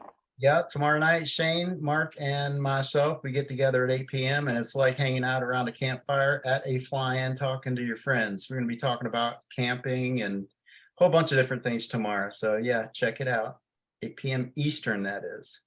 Excellent. So that's 7 p.m. Central, 8 p.m. Eastern. Go to ppgshane.com. And if you haven't done so already, when you go there, hit the subscribe and hit that bell notification. So every time they go live, you get to see their awesome podcast on Tuesdays. That's the place to be. On Wednesdays, you want to go to paramotorgirl.com, and that's another podcast that you want to go to and check that out with Just want to fly. With Girls Just Want to Fly or Just Want to Fly. I mean, they changed their name, so I still say Girls Want to Fly, but obviously it's just Want to Fly, or I don't know. Paramotorgirl.com is the place to go. And on Thursdays, apparently there's a very famous son from a very famous mother that's on the show that does a podcast on Thursday. Can you tell us about that, Paramom USA? Paraglidingtalk.com, where we talk paragliders and who knows what else comes up. And then we got Sean that runs the Spinny Winnie Wheel every Thursday night. Thank you, Sean, if you're listening. We love you. And Robert Michaels is my son, and that's how I 2017, I started like following his shows, and then I ended up here. And so I'm the PR here, and I'm the PR on Thursday. So my, Paramom's job is never done. That is true. We would not be able to have the show without Linda Anderson. She definitely helps us out. And see, when I get up, then you can look at like this again. You're going away. You got to straighten. Wow. Yeah, Will, when you stand up, we see you. And She's And then she mutes herself. I gotcha. All we see is birds. I took that picture too. I love this. I took that picture this summer. So you're going to be seeing different ones. I'm going to have Ryan come over, or Leslie, and show me how to, because I don't know how to download pictures onto here. I can switch them out. So I'm learning. Like, look at this. This is huge. This is amazing. You got a new laptop. You got the new green screen. You got a new camera. Figured it all out. And, this is a great year, 2023. Yes. Excellent. Well, thank you very much, Linda. We wouldn't be able to do the show without you. You book everybody. You got people booked all the way till March. I don't know how you do it, but thank you very much. I'll have to pay you in paramotor things, but I just grab that calendar and my phone and Facebook, and I There you go. go. Crazy That's lady. awesome. That's awesome. Well, thank you so much, Linda. I definitely appreciate you. Also, Bryant Hummer from, hey, look at that, Kangook America. What's up? He's joining us again. He was a guest on the show, but you can come over here and be on the panel anytime he wants to. Tell us a little bit about your company and how we get those cool trikes that we talked about earlier tonight. Yeah, thanks for having me again. It was fun, as always. So cangookamerica.com. You can email me at cangookamerica@gmail.com, and I'd love to tell you all about it. So just look me up. If you're in the Wichita area, Wichita, Kansas, we have aircapitalppg.com for training as well. So give us a yell. I'm gonna have to come up there and say hi, and you're gonna have to come down here. I mean, we're way too close to, not. Yeah, I know. I've already looked it up. You're only like 3.5 hours in my airplane, so I we can make this know. happen. That's How loud like do we no yell, Brian? problem. Like, give us a yell. How loud? I know. I can see. It's like when he talks, I can hear his echo just a little bit later after that. I mean, he's so close. So cangookamerica.com. Check out Bryant Hummer. He's the. Are you the official importer of Kangook? Yeah, for the USA. That is awesome. I mean, look at that. We got this guy right here on the show. He's amazing. Yeah. So thank you, Bryant. We appreciate you, buddy. Yeah, thanks for having me. And also we have Doug Martin. If you don't know about Doug Martin, go back and look. He's been on our show a couple of times. He had an incident on Valentine's Day, and he's recovered, became a trike pilot, and now a tandem pilot. So he's able to bring people up in the air and show people how amazing this is. Doug, thank you so much for hanging with us on the show. How you been, man?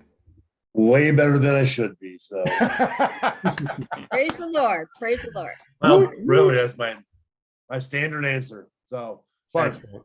great being on for the night. Thanks for having me, and I'll chirp in every once in a while. I sure hope you jump in every once in a while. We miss you, buddy. Glad that you're here on our Yes. 4th year of PPG Grandpa's Paramotor Podcast. If you're listening to it, if you're watching, it's ClearPropTV.com. If you just want to go to our show after we record, go to paratalk.org. We also got Michael Crotchet. He's been one of our guests in the back a couple of shows ago. He's been on the panel ever since, and he's been eating and snotting ever since. We're glad that you're here. How you been, buddy?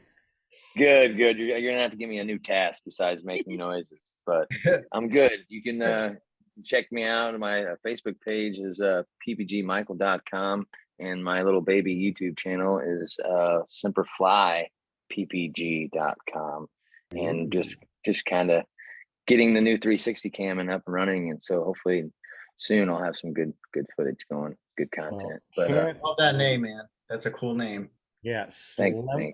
Slemper Flip. See, you're chopping it up, Marine. Come on. SEM. Thank you for your service, Michael. Thank you for your service. .com. Yeah, so I was in the Marine Corps back in the 80s. You were in the Marine Corps when? 06 to 2010. Awesome. Well, once a Marine, always a Marine, and Marines Hoorah. are always brothers. Oorah, Semper Fi, Devil Dog. Much respect. Semper Fi, Semper Fly. Absolutely. Slumper, Right. Slupper, Flupper, Flaw. There you go. Ah. Ah! There you go. We also got Scuba Steve, not to be confused with the little Scuba Steve doll on. Oh goodness. Or maybe he is the doll that we see on the movies. I don't know. So, Scuba Steve, thank you for being on the show. You were a past guest, and now you're on the panel like all the time. We see you all the time, man. I know. You also Hopefully we get a lot more Show flying on in. Friday. I hope so. You got like another channel too that you do lots of vaping and stuff on. What's that all about? That I do every Friday night Eastern Standard Time. I mean, you can either go to paramotordude.com, or if you look up Scuba Vapes on YouTube, that'll take you straight to the channel. So if you're interested in getting off of smoking, come watch. I'd love to help you out. And I'm gonna give y'all a dad joke for tonight, because anybody that was wondering about my shirt, Yeah, let me see it the says, shirt. I never forget my dad jokes. I store them in my database. Nah! Floppy disk. Oh my God, There you that's go. too much, man. Too much. Oh my God, I just almost fell off my chair. Holy smokes, that was amazing, Boy. Scuba Steve. I love Yeah, it. I can't even top that one. I don't Now, know. now we're done on that one. Hey, I have a joke then. Okay, I got a joke. I said this many years ago on the show. So if you've been following us and you were listening to it back in the day when Never Trust a Skinny Chef Shane was on and always told jokes, I told one. So here's my joke. Let's see who can guess it. All right. What did the potato chips say to the battery? Can't believe I've forgotten this. I know you remember it, right? Something free Remember of charge. What did the potato chips say to the battery? If you're in the super chat and want to guess, go ahead and put it out there real quick. Until then, I'll send you a free bag of chips. No. I'll tell you here in just a moment, but I just want to say thank you guys so much for hanging out with us. I know that you guys could do anything else in the world, but you decided to hang out with us for almost 3 hours on this podcast. So definitely thank you, Jim. Thank you for everything that you do with the calendars. Michael, thank you for everything that you do in the background, talking for hours during the week about different things. So thank you very much. Doug, I'm so glad that you're doing well and that you're recuperating.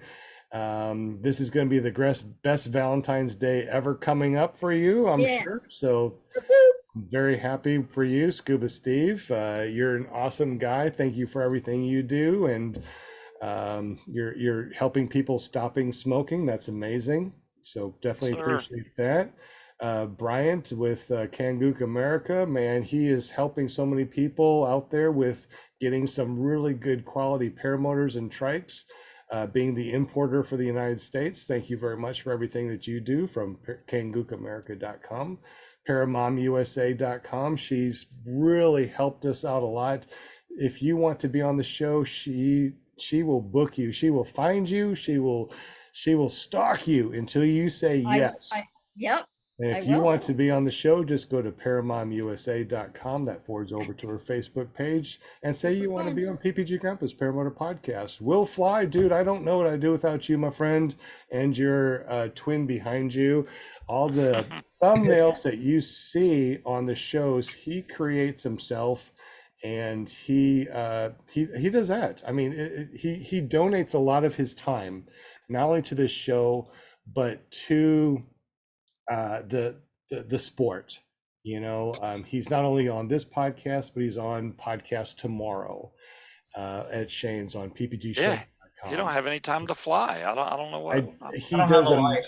He does amazing videos on his channel on willflyppg.com. I mean, they get thousands and thousands of hits. Very entertaining. If you haven't been there yet, you got to go to willflyppg.com, subscribe and hit that bell notification.